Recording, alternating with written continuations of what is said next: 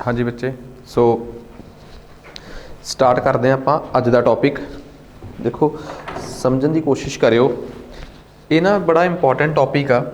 ਅਸੀਂ ਪਹਿਲਾਂ ਥੋੜਾ ਜਿਹਾ ਇਹਦੀ बैकग्राउंड 'ਚ ਜਾਈਏ ਕਿ ਅਸੀਂ ਅੱਜ ਕਰਨ ਕੀ ਜਾ ਰਹੇ ਹਾਂ। ਸਾਨੂੰ ਇਹ ਗੱਲ ਚੰਗੀ ਤਰ੍ਹਾਂ ਪਤਾ ਹੋਣੀ ਚਾਹੀਦੀ ਹੈ ਕਿ ਜਦੋਂ ਅਸੀਂ ਕਨਸਟੀਟਿਊਸ਼ਨ ਦੀ ਗੱਲ ਕਰਦੇ ਹਾਂ ਨਾ, ਸੰਵਿਧਾਨ ਦੀ ਗੱਲ ਕਰਦੇ ਹਾਂ, ਤਾਂ ਸੰਵਿਧਾਨ ਨੇ ਸਾਨੂੰ ਬਹੁਤ ਸਾਰੀਆਂ ਤਾਕਤਾਂ ਬਣਾ ਕੇ ਦਿੱਤੀਆਂ ਹੋਈਆਂ। ਕਿਵੇਂ ਦਿੱਤੀਆਂ? ਸੰਵਿਧਾਨ ਨੇ ਸਾਨੂੰ ਬਹੁਤ ਸਾਰੀਆਂ ਤਾਕਤਾਂ, ਇਸ ਕਨਸਟੀਟਿਊਸ਼ਨ ਨੇ ਸਾਨੂੰ, ਇਸ ਸੰਵਿਧਾਨ ਨੇ ਸਾਨੂੰ ਕੁਝ ਸੰਸਥਾਨ ਬਣਾ ਕੇ ਦਿੱਤੇ ਆ, ਮਤਲਬ ਕੁਝ ਕਨਸਟੀਟਿਊਸ਼ਨਲ ਬੋਡੀਜ਼ ਬਣਾ ਕੇ ਦਿੱਤੀਆਂ ਹੈ, ਜਿਨ੍ਹਾਂ ਦੇ ਤਹਿਤ ਅਸੀਂ ਜਿਨ੍ਹਾਂ ਤੋਂ ਆਪਣੇ ਹੱਕਾਂ ਦੀ ਮੰਗ ਉਦੋਂ ਕਰਦੇ ਹਾਂ ਜਦੋਂ ਸਾਨੂੰ ਲੱਗਦਾ ਕਿ ਸਾਡੇ ਹੱਕਾਂ 'ਚ ਕਿਤੇ ਕੋਈ ਡਾਕਾ ਵੱਜਿਆ ਹੈ। ਠੀਕ ਹੈ, ਸੋ ਸਭ ਤੋਂ ਪਹਿਲਾਂ ਤਾਂ ਅਸੀਂ ਇਹ ਸਮਝਣ ਦੀ ਕੋਸ਼ਿਸ਼ ਕਰੀਏ ਕਿ ਕਨਸਟੀਟਿਊਸ਼ਨ ਜਿਹੜਾ ਹੈ ਉਹ ਸਾਨੂੰ ਕਿਸ ਤਰੀਕੇ ਦੀਆਂ ਸੰਸਥਾਵਾਂ ਦਾ ਨਿਰਮਾਣ ਕਰਕੇ ਦਿੰਦਾ ਹੈ। ਸਭ ਤੋਂ ਪਹਿਲੇ ਪੱਧਰ ਦੀਆਂ ਸੰਸਥਾਨ ਉਹ ਨੇ, ਪਹਿਲੇ ਪੱਧਰ ਦੀਆਂ ਬੋਡੀਜ਼ ਉਹ ਨੇ ਜਿਨ੍ਹਾਂ ਦਾ ਜ਼ਿਕਰ ਕਨਸਟੀਟਿਊਸ਼ਨ ਦੇ ਵਿੱਚ ਹੀ ਆ ਜਾਂਦਾ ਹੈ, ਜਿਨ੍ਹਾਂ ਨੂੰ ਕਿਹਾ ਜਾਂਦਾ ਹੈ ਸੰਵਿਧਾਨਿਕ ਸੰਸਥਾਵਾਂ, ਕਨਸਟੀਟਿਊਸ਼ਨਲ ਬੋਡੀਜ਼। ਤੁਸੀਂ ਕਹੋਗੇ ਇਹੋ ਜਿਹੀ ਕਿਹੜੀ ਚੀਜ਼ ਆ ਜਿਸ ਦਾ ਜ਼ਿਕਰ, ਇਹੋ ਜਿਹੀ ਕਿਹੜੀ ਸੰਸਥਾ ਹੈ ਜਿਸ ਦਾ ਜ਼ਿਕਰ ਸੰਵਿਧਾਨ 'ਚ ਹੀ ਹੈ? ਕਨਸਟੀਟਿਊਸ਼ਨ ਦੇ ਵਿੱਚ ਹੀ ਜਿਹੜੀਆਂ ਸੰਸਥਾਵਾਂ ਦਾ ਜ਼ਿਕਰ ਹੈਗਾ ਹੈ, ਜਿਵੇਂ ਸੁਪਰੀਮ ਕੋਰਟ ਹੋ ਗਈ, ਇੱਕ ਐਗਜ਼ਾਮਪਲ ਦੇ ਰਿਹਾ, ਜਿਵੇਂ ਸੁਪਰੀਮ ਕੋਰਟ ਹੋ ਗਈ, ਜਿਸ ਤਰੀਕੇ ਨਾਲ ਆਪਣੇ ਕੋਲ ਇਲੈਕਸ਼ਨ ਕਮਿਸ਼ਨ ਹੋ ਗਿਆ। ਹੁਣ ਜੇ ਤੁਹਾਨੂੰ ਲੱਗਦਾ ਹੈ ਕਿ ਤੁਸੀਂ ਇਲੈਕਸ਼ਨਸ ਲੜਨੇ ਆ ਅਤੇ ਤੁਹਾਨੂੰ ਲੱਗਦਾ ਹੈ ਕਿ ਕੋਈ ਇਹੋ ਜਿਹਾ ਸੰਸਥਾਨ ਹੈਗਾ ਜਿਸ ਦਾ ਸੰਵਿਧਾਨ 'ਚ ਹੀ ਜ਼ਿਕਰ ਹੋਵੇ, ਜਿਹਨੂੰ ਸੰਵਿਧਾਨ 'ਚੋਂ ਹੀ ਤਾਕਤਾਂ ਮਿਲੀਆਂ ਹੋਣ, ਅਤੇ ਉਹ ਬੜਾ ਟਰਾਂਸਪੇਰੈਂਟ ਹੋ ਕੇ, ਨਿਊਟਰਲ ਹੋ ਕੇ, ਆਟੋਨੋਮਸ ਹੋ ਕੇ, ਮਤਲਬ ਆਜ਼ਾਦ ਰਹਿ ਕੇ ਉਹ ਇਲੈਕਸ਼ਨਸ ਦੇ ਪ੍ਰੋਸੈਸ ਨੂੰ ਪੂਰਾ ਕਰ ਸਕੇ, ਤਾਂ ਤੁਸੀਂ ਕਹੋਗੇ ਕਿ ਜਿਹੜੀਆਂ ਸੁਪਰੀਮ ਕੋਰਟ ਵਰਗੀਆਂ ਸੰਸਥਾਨ ਨੇ, ਹਾਈ ਕੋਰਟ ਹੋ ਗਿਆ, ਇਲੈਕਸ਼ਨ ਕਮਿਸ਼ਨ ਹੋ ਗਿਆ, ਇਹਨਾਂ ਚੀਜ਼ਾਂ ਦਾ ਜ਼ਿਕਰ ਸੰਵਿਧਾਨ ਦੇ ਕਿਸੇ ਨਾ ਕਿਸੇ ਆਰਟੀਕਲ 'ਚ ਹੈਗਾ ਹੈ। ਆਰਟੀਕਲ 124 ਕਹਿੰਦਾ ਹੈ ਕਿ ਸੁਪਰੀਮ ਕੋਰਟ ਹੋਊਗੀ, 324 ਕਹਿੰਦਾ ਹੈ ਕਿ ਇਲੈਕਸ਼ਨ ਕਮਿਸ਼ਨ ਹੋਊਗਾ। ਇਸ ਤਰੀਕੇ ਨਾਲ ਹਾਈ ਕੋਰਟ ਦੇ ਵੱਖਰੇ ਉਹਨੇ ਪ੍ਰਾਵਧਾਨ ਨੇ। ਤੁਸੀਂ ਪੰਚਾਇਤੀ ਰਾਜ 'ਚ ਆਪਣੇ ਆਪ ਨੂੰ ਇਲੈਕਟ ਕਰਾਉਣਾ ਚਾਹੁੰਦੇ ਹੋ, ਪੰਚਾਇਤੀ ਰਾਜ ਆਪਣੇ ਆਪ 'ਚ ਇੱਕ ਸੰਵਿਧਾਨਕ ਸੰਸਥਾ ਹੈ, ਪੰਚਾਇਤੀ ਰਾਜ। ਮੁਨਸੀਪੈਲਿਟੀਆਂ ਆਪਣੇ ਆਪ 'ਚ ਇੱਕ ਸੰਵਿਧਾਨਕ ਉਹ ਨੇ। ਪਰ ਜੇ ਤੁਸੀਂ ਮੈਨੂੰ ਕਹੋ ਕਿ ਸਰ ਮੁਨਸੀਪੈਲਿਟੀਆਂ ਦੇ ਵਿੱਚ ਅਤੇ ਇਹਦੇ 'ਚ ਸੁਪਰੀਮ ਕੋਰਟ 'ਚ ਕੋਈ ਫ਼ਰਕ ਹੈਗਾ, ਜਾਂ ਇੱਕ ਹੋਰ ਐਗਜ਼ਾਮਪਲ, ਤੁਹਾਡੇ ਹੱਕ ਖੋਏ ਜਾ ਰਹੇ ਆ ਅਤੇ ਤੁਸੀਂ ਸ਼ਡਿਊਲ ਕਾਸਟ ਨਾਲ ਸੰਬੰਧਿਤ ਹੋ ਅਤੇ ਤੁਸੀਂ ਕਹਿੰਦੇ ਹੋ ਕਿ ਮੈਂ ਆਪਣੀ ਆਵਾਜ਼ national commission for schedule caste 'ਚ ਲੈ ਕੇ ਜਾਣੀ ਆ। National commission for schedule caste is a constitutional body, ਸੰਵਿਧਾਨਕ ਬੋਡੀ ਆ। ਇਹਦਾ ਜ਼ਿਕਰ ਸੰਵਿਧਾਨ ਦੇ ਵਿੱਚ ਹੈਗਾ 338A, B, ਇਹ ਆਰਟੀਕਲਸ ਮਿਲੇ ਇਹਨਾਂ ਨੂੰ, ਸੰਵਿਧਾਨਕ ਸੰਸਥਾਵਾਂ ਨੂੰ। ਗੱਲ ਕਰਦੇ ਹਾਂ ਇਸ ਇੱਕ ਚੀਜ਼ ਦੀ ਕਿ ਇਲੈਕਸ਼ਨ ਕਮਿਸ਼ਨ ਅਤੇ national commission for schedule caste 'ਚ ਫ਼ਰਕ ਕੀ ਹੈ? ਫ਼ਰਕ ਬਸ ਇੰਨਾ ਕਿ ਜਦੋਂ ਸਾਡਾ ਸੰਵਿਧਾਨ ਬਣਿਆ ਸੀਗਾ, ਇਲੈਕਸ਼ਨ ਕਮਿਸ਼ਨ ਨਾਮ ਦੀ ਸੰਵਿਧਾਨਕ ਸੰਸਥਾ ਦਾ ਜ਼ਿਕਰ ਸੰਵਿਧਾਨ 'ਚ ਉਦੋਂ ਹੀ ਕਰ ਦਿੱਤਾ ਗਿਆ ਸੀਗਾ, ਅਤੇ national commission for schedule caste ਨੂੰ ਬਾਅਦ 'ਚ ਸਮਾਂ ਪਾ ਕੇ 65th ਅਮੈਂਡਮੈਂਟ ਨਾਲ ਕਨਸਟੀਟਿਊਸ਼ਨ 'ਚ ਲੈ ਕੇ ਆਇਆ ਗਿਆ। ਠੀਕ ਹੈ, ਸੋ ਮੇਰੇ ਕਹਿਣ ਦਾ ਮਤਲਬ ਇਹ ਆ ਕਿ ਸੰਵਿਧਾਨ ਜਿਹੜਾ ਹੈ ਉਹਦੇ 'ਚ ਦੋ ਤਰੀਕੇ ਦੀਆਂ ਸੰਵਿਧਾਨਕ ਸੰਸਥਾਨ ਅਵੇਲੇਬਲ ਨੇ। ਸੰਵਿਧਾਨ ਦੇ ਵਿੱਚ ਦੋ ਤਰੀਕੇ ਦੀਆਂ ਸੰਵਿਧਾਨਕ ਸੰਸਥਾਵਾਂ ਨੇ। ਇੱਕ ਉਹ ਜਿਨ੍ਹਾਂ ਨੂੰ ਓਰੀਜਨਲ ਕਨਸਟੀਟਿਊਸ਼ਨ 'ਚ ਹੀ ਜਗ੍ਹਾ ਮਿਲ ਗਈ ਸੀ, ਇੱਕ ਸਮਾਂ ਪਾ ਕੇ ਕਨਸਟੀਟਿਊਸ਼ਨ 'ਚ ਆਏ। ਅਤੇ ਸੰਵਿਧਾਨਕ ਸੰਸਥਾਵਾਂ ਦੀ ਇੱਜ਼ਤ ਇੰਨੀ ਕੁ ਹੁੰਦੀ ਆ, ਪਾਵਰ ਇੰਨੀ ਕੁ ਹੁੰਦੀ ਆ ਕਿ ਇਹਨਾਂ ਨੂੰ ਸ਼ਕਤੀ ਭਾਰਤ ਦੀ ਸਰਕਾਰ ਜਾਂ ਪਾਰਲੀਮੈਂਟ ਦਾ ਬਣਾਇਆ ਹੋਇਆ ਕੋਈ ਕਾਨੂੰਨ ਨਹੀਂ ਦਿੰਦਾ। ਇਹਨਾਂ ਨੂੰ ਸ਼ਕਤੀ ਕੌਣ ਦਿੰਦਾ ਹੈ? ਸੰਵਿਧਾਨ ਹੀ ਦਿੰਦਾ ਹੈ। ਸੋ ਕੁਝ ਕਨਸਟੀਟਿਊਸ਼ਨਲ ਬੋਡੀਜ਼ ਦਾ ਮੈਂ ਜ਼ਿਕਰ ਕੀਤਾ ਤੁਹਾਡੇ ਸਾਹਮਣੇ। ਹੁਣ ਆ ਜਾਓ ਅਗਲੇ ਪੁਆਇੰਟ 'ਤੇ। ਜਿਹੜੀਆਂ ਬੋਡੀਜ਼ ਕਨਸਟੀਟਿਊਸ਼ਨਲ ਨਹੀਂ ਹੁੰਦੀਆਂ, ਸਮੇਂ ਦੀ ਲੋੜ ਹੁੰਦੀਆਂ ਹੈ ਅਤੇ ਸਾਨੂੰ ਉਹ ਸੰਸਥਾਵਾਂ ਚਾਹੀਦੀਆਂ ਹੁੰਦੀਆਂ, ਅਤੇ ਪਾਰਲੀਮੈਂਟ ਨੂੰ ਇਹ ਲੱਗੇ ਕਿ ਜੇ ਆਪਾਂ ਇਸ ਸੰਸਥਾ ਨੂੰ ਸੰਵਿਧਾਨਕ ਦਰਜਾ ਦੇਣਾ ਹੈ ਤਾਂ ਪਾਰਲੀਮੈਂਟ ਨੂੰ ਬੜੇ ਲੰਮੇ ਪ੍ਰੋਸੈਸ 'ਚੋਂ ਲੰਘਣਾ ਪੈਣਾ ਹੈ। ਮਤਲਬ ਲੋਕ ਸਭਾ ਅਤੇ ਰਾਜ ਸਭਾ ਦੇ ਦੋਵਾਂ ਸਦਨਾਂ 'ਚੋਂ, ਦੋਵਾਂ ਹਾਊਸਿਸ ਦੇ ਵਿੱਚੋਂ 2/3 ਬਹੁਮਤ ਪਾਸ ਹੋਊਗਾ, ਫਿਰ ਜਾ ਕੇ ਇਹ ਕੋਈ ਸੰਵਿਧਾਨਕ ਸੰਸਥਾ ਬਣੂਗੀ। ਕਿਉਂਕਿ ਜਾਂ ਤਾਂ ਕੋਈ ਚੀਜ਼ ਆਲਰੇਡੀ ਸੰਵਿਧਾਨ 'ਚ ਲਿਖੀ ਹੋਵੇ, ਅਤੇ ਜਾਂ ਉਹ ਜਿਹੜਾ ਮੈਂ ਪ੍ਰੋਸੈਸ ਹੁਣ ਅੱਧਾ ਮਿੰਟ ਪਹਿਲਾਂ ਦੱਸ ਕੇ ਗਿਆ, ਇਸ ਪ੍ਰੋਸੈਸ 'ਚੋਂ ਲੰਘ ਜਾਓ, ਸੰਸਦ ਲੰਘੇ, ਫਿਰ ਜਾ ਕੇ ਉਹ ਚੀਜ਼ ਸੰਵਿਧਾਨ 'ਚ ਐਡ ਹੁੰਦੀ ਹੈ। ਜੇ ਤੁਸੀਂ ਇੰਨਾ ਪ੍ਰੋਸੈਸ ਔਖਾ ਲੱਗਦਾ ਹੈ ਪਰ ਤੁਸੀਂ ਫਿਰ ਵੀ ਇੱਕ ਇਹੋ ਜਿਹੀ ਇੰਡੀਪੈਂਡੈਂਟ ਸੰਸਥਾ ਦਾ ਨਿਰਮਾਣ ਕਰਨਾ ਚਾਹੁੰਦੇ ਹੋ ਅਤੇ ਉਹਦੇ ਤੋਂ ਕੋਈ ਕੰਮ ਲੈਣਾ ਚਾਹੁੰਦੇ ਹੋ, ਤਾਂ ਫਿਰ ਤੁਸੀਂ ਸੰਵਿਧਾਨਕ ਸੰਸਥਾ ਵੀ ਨਹੀਂ ਬਣਾਉਣਾ ਚਾਹੁੰਦੇ ਔਖਾ ਪ੍ਰੋਸੈਸ ਕਰਕੇ, ਤਾਂ ਫਿਰ ਤੁਸੀਂ ਵਿਧਾਨਿਕ ਸੰਸਥਾ ਬਣਾ ਲਓ ਜਿਹੜੀ ਕਿ ਪਾਰਲੀਮੈਂਟ 'ਚੋਂ ਹੀ ਪਾਸ ਹੋ ਜਾਏ, ਜਿਹਨੂੰ ਇੰਗਲਿਸ਼ 'ਚ ਕਹਿੰਦੇ ਆ ਸਟੈਚੂਟਰੀ ਬੋਡੀਜ਼। ਸਟੈਚੂਟਰੀ ਬੋਡੀਜ਼ ਉਹ ਬੋਡੀਜ਼ ਨੇ ਜਿਨ੍ਹਾਂ ਨੂੰ ਪਾਰਲੀਮੈਂਟ ਨੇ ਮਨਜ਼ੂਰੀ ਦਿੱਤੀ ਹੋਈ ਹੈ, ਜਿਨ੍ਹਾਂ ਨੂੰ ਮਨਜ਼ੂਰੀ ਪਾਰਲੀਮੈਂਟ ਦੁਆਰਾ ਦਿੱਤੀ ਗਈ ਹੈ। ਪਾਰਲੀਮੈਂਟ ਦੇ ਦੋਵਾਂ ਸਦਨਾਂ ਚੋਂ ਇਹ 50% ਮੈਜੋਰਟੀ ਪਾਸ ਹੋ ਜਾਂਦੀਆਂ ਬੋਡੀਜ਼, ਇਹਨਾਂ ਨੂੰ ਸਟੈਚੂਟਰੀ ਬੋਡੀਜ਼ ਕਹਿੰਦੇ ਆ।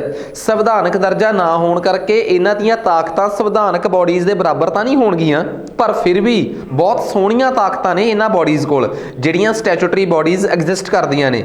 ਸਾਡੇ ਦੇਸ਼ 'ਚ ਬਣਿਆ ਹੋਇਆ ਵਿਜੀਲੈਂਸ ਕਮਿਸ਼ਨ, ਚਾਹੇ ਸੈਂਟਰ ਦੇ ਪੱਧਰ ਤੇ ਆ ਚਾਹੇ ਸਟੇਟ ਦੇ ਪੱਧਰ ਤੇ ਆ।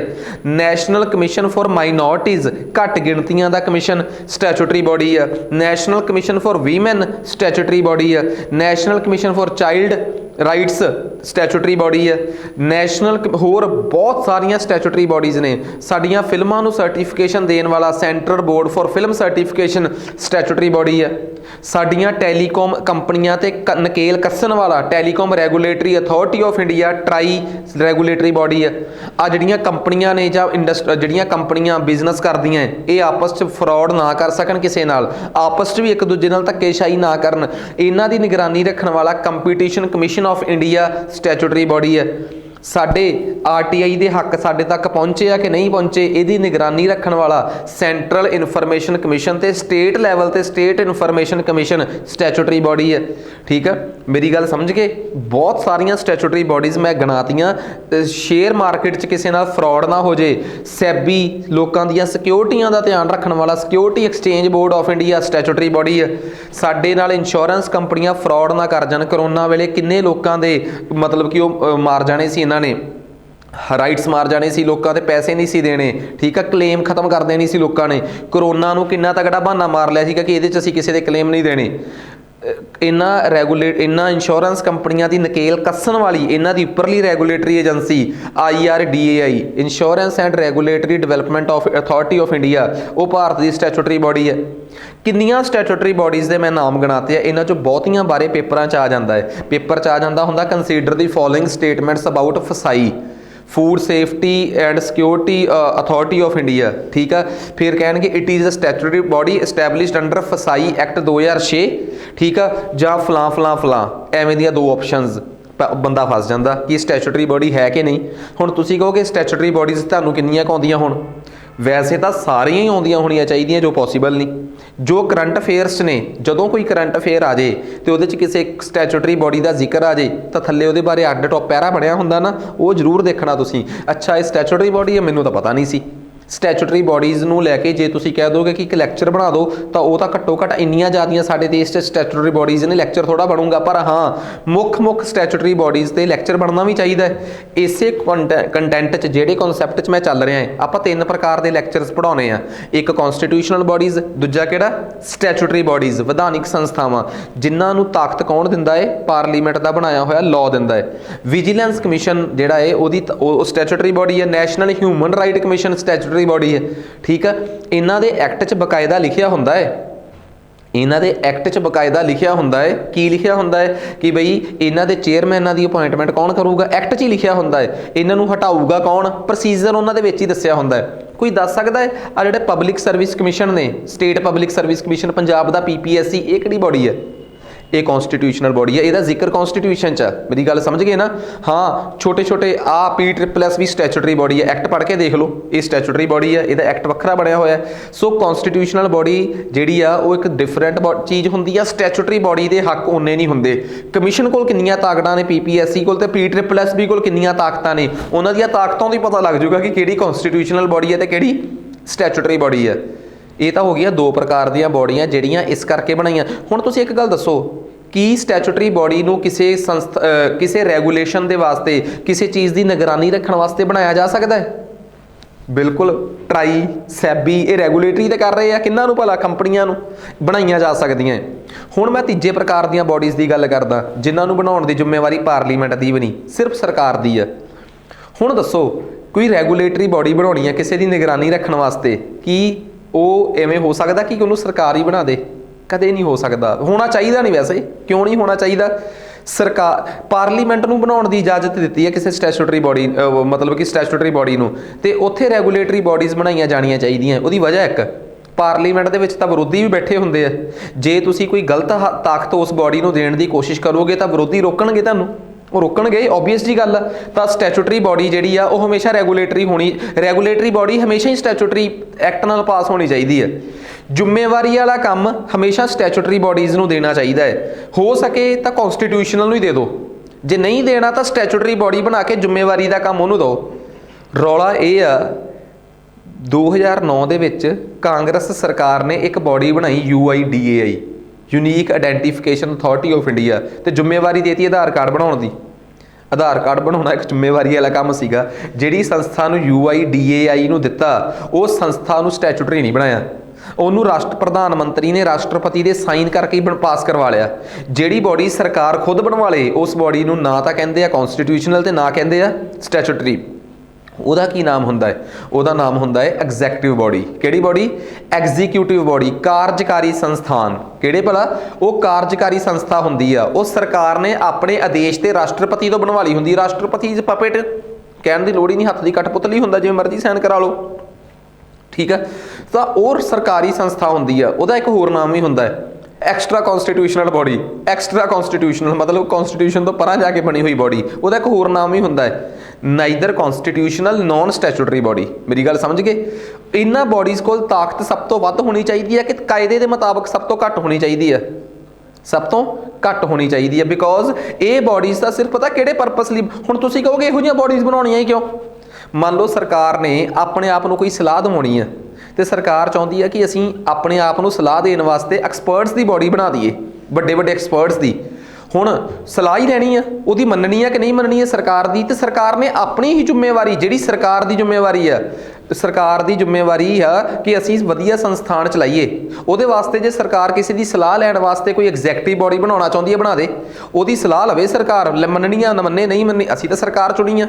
ਸਰਕਾਰ ਐਕਸਪਰਟਸ ਦੀ ਇੱਕ ਬੋਡੀ ਬਣਾ ਦੇ, ਐਡਵਾਈਜ਼ਰੀ ਜੀ ਬੋਡੀ, ਉਹਦੀ ਸਲਾਹ ਲਈ ਜਾਵੇ। ਪਰ ਜਦੋਂ ਸਰਕਾਰ ਕੀ ਕਰਦੀ ਹੈ, ਇਸ ਐਗਜ਼ੈਕਟਿਵ ਬੋਡੀ ਦੇ ਨਾਂ ਤੇ ਇਹੋ ਜਿਹੀ ਬੋਡੀ ਬਣਾ ਦਿੰਦੀ ਜਿਹਨੂੰ ਬਹੁਤ ਸਾਰੀਆਂ ਤਾਕਤਾਂ ਦੇ ਦਿੰਦੀ ਹੈ, ਤੇ ਉਹ ਬੋਡੀ ਕਈ ਵਾਰੀ ਕਨਸਟੀਟਿਊਸ਼ਨਲ ਬੋਡੀਜ਼ ਦੇ ਵੀ ਸਿਰ ਦੇ ਉੱਪਰ ਦੀ ਲੰਘ ਜਾਂਦੀਆਂ, ਫਿਰ ਮਾੜੀ ਗੱਲ ਆ। ਤੇ ਉਸ ਐਗਜ਼ੈਕਟਿਵ ਬੋਡੀ 'ਚ ਜਦੋਂ ਸਰਕਾਰ ਆਪਣੇ ਬੰਦੇ ਫਿੱਟ ਕਰ ਦੇ, ਆਪਣੇ ਰਿਸ਼ਤੇਦਾਰ ਫਿੱਟ ਕਰਕੇ ਉਹਨਾਂ ਨੂੰ ਅਥਾਹ ਤਾਕਤਾਂ ਦੇ ਦੇ, ਤੇ ਬੋਡੀ ਪਾਰਲੀਮੈਂਟ 'ਚ ਵੀ ਨਹੀਂ ਪਾਸ ਹੋਈ, ਵਿਰੋਧੀ ਵੀ ਨਹੀਂ ਬੈਠੇ ਉੱਥੇ, ਸਰਕਾਰ ਨੇ ਆਪਣੀ ਮਰਜ਼ੀ ਨਾਲ ਪਾਸ ਕੀਤੀ ਆ, ਇਹਨਾਂ ਨੂੰ ਕਹਿੰਦੇ ਆ ਗੈਰ ਸੰਵਿਧਾਨਕ ਸੰਸਥਾਨ, ਮਤਲਬ ਨॉन ਕਨਸਟੀਟਿਊਸ਼ਨਲ ਬੋਡੀਜ਼, ਜਾਂ ਕਹਿ ਲਓ ਐਕਸਟਰਾ ਕਨਸਟੀਟਿਊਸ਼ਨਲ ਬੋਡੀਜ਼। ਮੇਰੀ ਗੱਲ ਸਮਝ ਗਏ?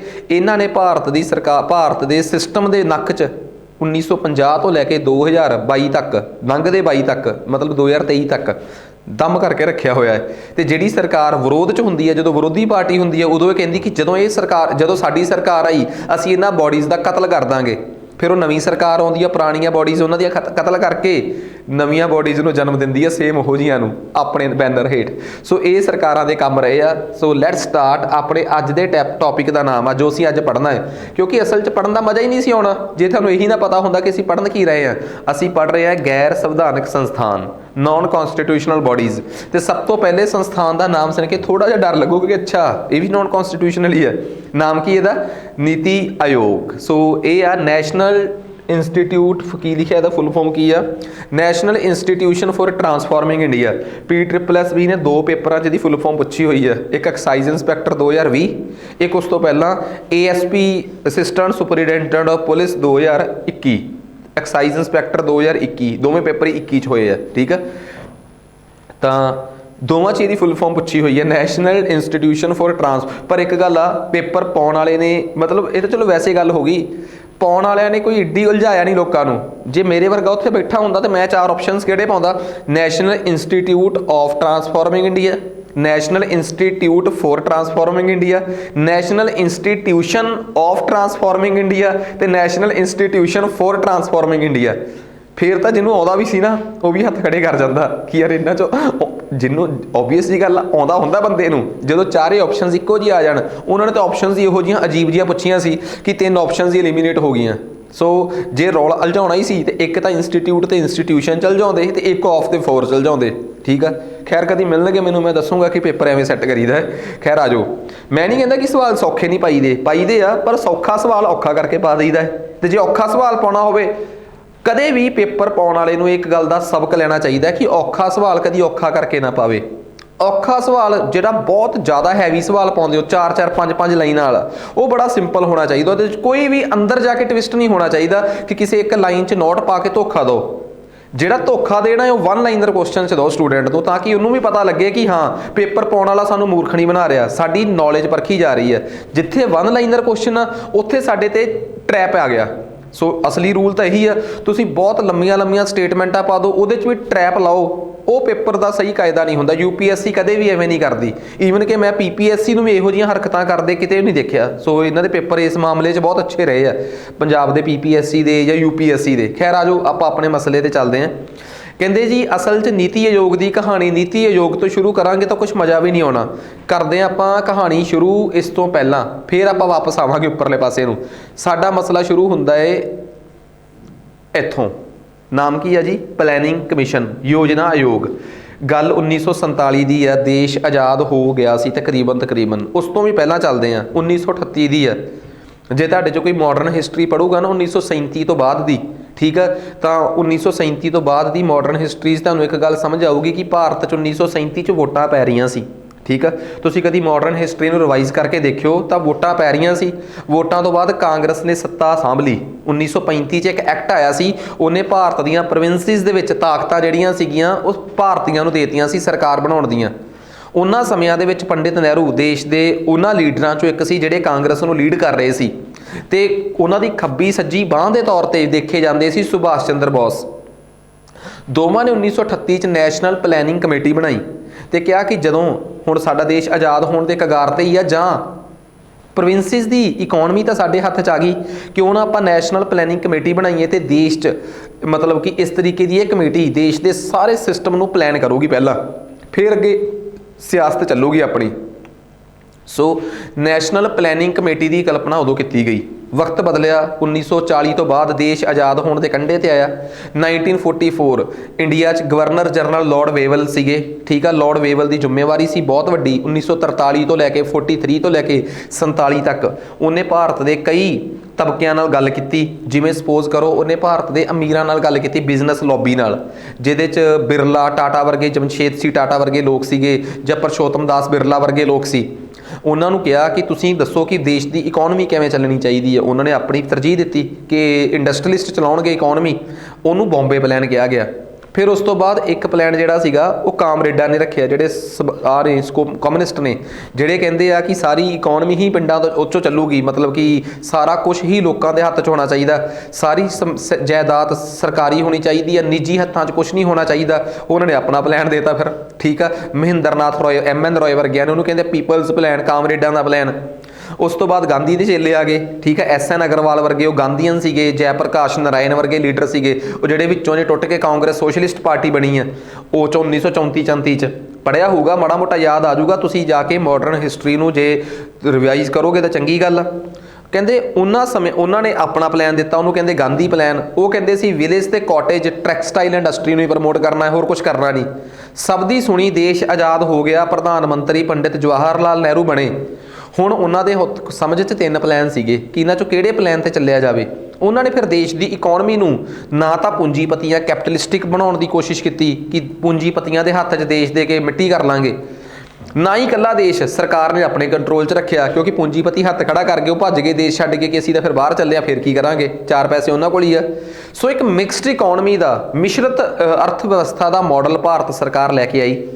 ਸੋ ਹੁਣ ਉਸ ਮਾਡਲ ਦੇ ਵਿੱਚ ਇੱਕ ਚੀਜ਼ ਬਹੁਤ ਕਲੀਅਰ ਸੀ ਕਿ ਪ੍ਰਾਈਵੇਟ ਹੱਥਾਂ ਨੂੰ ਕੰਮ ਕਰਨ ਲਈ ਜ਼ਰੂਰ ਦਿੱਤਾ ਜਾਊਗਾ, ਪਰ ਇਕਨੋਮੀ ਪ੍ਰਾਈਵੇਟ ਹੱਥਾਂ 'ਚ ਨਹੀਂ ਦਿੰਦੇ, ਉਹ ਸਰਕਾਰ ਹੀ ਚਲਾਊਗੀ। ਸਰਕਾਰ ਆਪਣੇ 5 ਈਅਰ ਪਲਾਨ ਬਣਾ ਕੇ ਲੈ ਕੇ ਆਊਗੀ, 5 ਵਰਸ਼ੀ ਯੋਜਨਾ, 5 ਸਾਲੀ ਯੋਜਨਾਵਾਂ ਚੱਲਣਗੀਆਂ। ਹੁਣ ਯੋਜਨਾਵਾਂ ਚੱਲਣਗੀਆਂ, ਯੋਜਨਾਵਾਂ ਬਣਾਊਗਾ ਕੌਣ? ਨਹਿਰੂ ਆਪ ਤਾਂ ਬਣਾਉਣ ਰਹੇ, ਕਿਸੇ ਸਿਆਣੇ ਬੰਦੇ ਨੂੰ ਲਾਵਾਂਗੇ ਆਪਾਂ। ਸੋ ਉਹਦੇ ਵਾਸਤੇ 5 ਈਅਰ ਪਲਾਨ ਬਣਾਉਣ ਵਾਸਤੇ ਫਿਰ 15 ਮਾਰਚ 1950 ਨੂੰ ਇੱਕ ਸੰਸਥਾ ਦਾ ਨਿਰਮਾਣ ਕੀਤਾ ਗਿਆ, ਤੇ ਜਿਸ ਸੰਸਥਾ ਦਾ ਨਿਰਮਾਣ ਕੀਤਾ ਗਿਆ KC ਨਿਯੋਗੀ ਕਮੇਟੀ ਦੇ ਕਹਿਣ ਤੇ ਕੀਤਾ ਗਿਆ। ਤੇ ਨਹਿਰੂ ਨੇ ਕਿਹਾ ਕਿ ਇਦਾਂ ਕਰਦੇ ਆਪਾਂ, ਇਸ ਬੋਡੀ ਨੂੰ ਕਨਸਟੀਟਿਊਸ਼ਨ 'ਚ ਹੀ ਲਿਖ ਦਿੰਦੇ ਹਾਂ, ਹਜੇ ਤਾਂ ਕਨਸਟੀਟਿਊਸ਼ਨ ਨਵਾਂ ਬਣ ਹੀ ਰਿਹਾ ਹੈ, ਦੱਸੋ ਕੀ ਕਰੀਏ। 15 ਜਨਵਰੀ 1950 ਦੀ ਗੱਲ ਹੈ, 15 ਮਾਰਚ 1950 ਦੀ ਗੱਲ ਆ। ਤਾਂ ਇਸ ਬੋਡੀ ਨੂੰ ਬਣਾਉਣ ਦੀਆਂ ਗੱਲਾਂ ਤਾਂ 1949 'ਚ ਚੱਲ ਹੀ ਰਹੀਆਂ ਹੋਣਗੀਆਂ, ਤੇ 1949 'ਚ ਕਿਹੜਾ ਸੰਵਿਧਾਨ ਬਣ ਗਿਆ ਸੀਗਾ?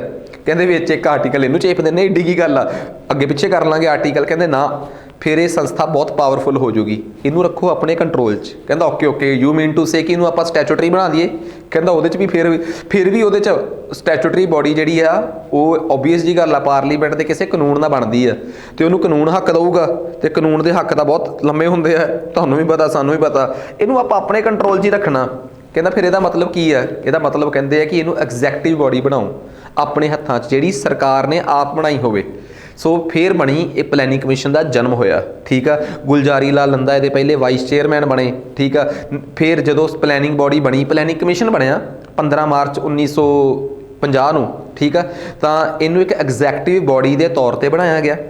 ਗੱਲ ਸਮਝ ਰਹੇ ਹੋ? ਐਗਜ਼ੈਕਟਿਵ ਬੋਡੀ ਦੇ ਤੌਰ 'ਤੇ ਬਣਾਇਆ ਗਿਆ, ਤੇ ਇਸ ਸੰਸਥਾ ਨੂੰ ਬਣਾ ਕੇ, ਐਗਜ਼ੈਕਟਿਵ ਬੋਡੀ ਦੇ ਤੌਰ 'ਤੇ ਬਣਾ ਕੇ ਇਸ ਸੰਸਥਾ ਨੂੰ, ਇਹਦੀ ਜ਼ਿੰਮੇਵਾਰੀ ਸੀ ਦੇਸ਼ ਦੀ ਪਲੈਨਿੰਗ ਕਰਨ ਦੀ। 5 ਈਅਰ ਪਲਾਨਸ, ਜਿਨ੍ਹਾਂ ਨੂੰ ਮੈਂ ਕਦੀ ਵਿਹਲਾ ਹੋਇਆ ਤਾਂ ਵੈਸੇ ਤਾਂ ਦੇਖੋ ਇਕਨੋਮਿਕਸ 'ਚ ਹੀ ਪੜ੍ਹਾਉਣੇ ਆ 5 ਈਅਰ ਪਲਾਨ, ਉਹ ਤੋਂ ਪਹਿਲਾਂ ਤਾਂ ਪੜ੍ਹਾ ਨਹੀਂ ਸਕਦਾ ਮੈਂ, ਸੌਰੀ, ਠੀਕ ਆ।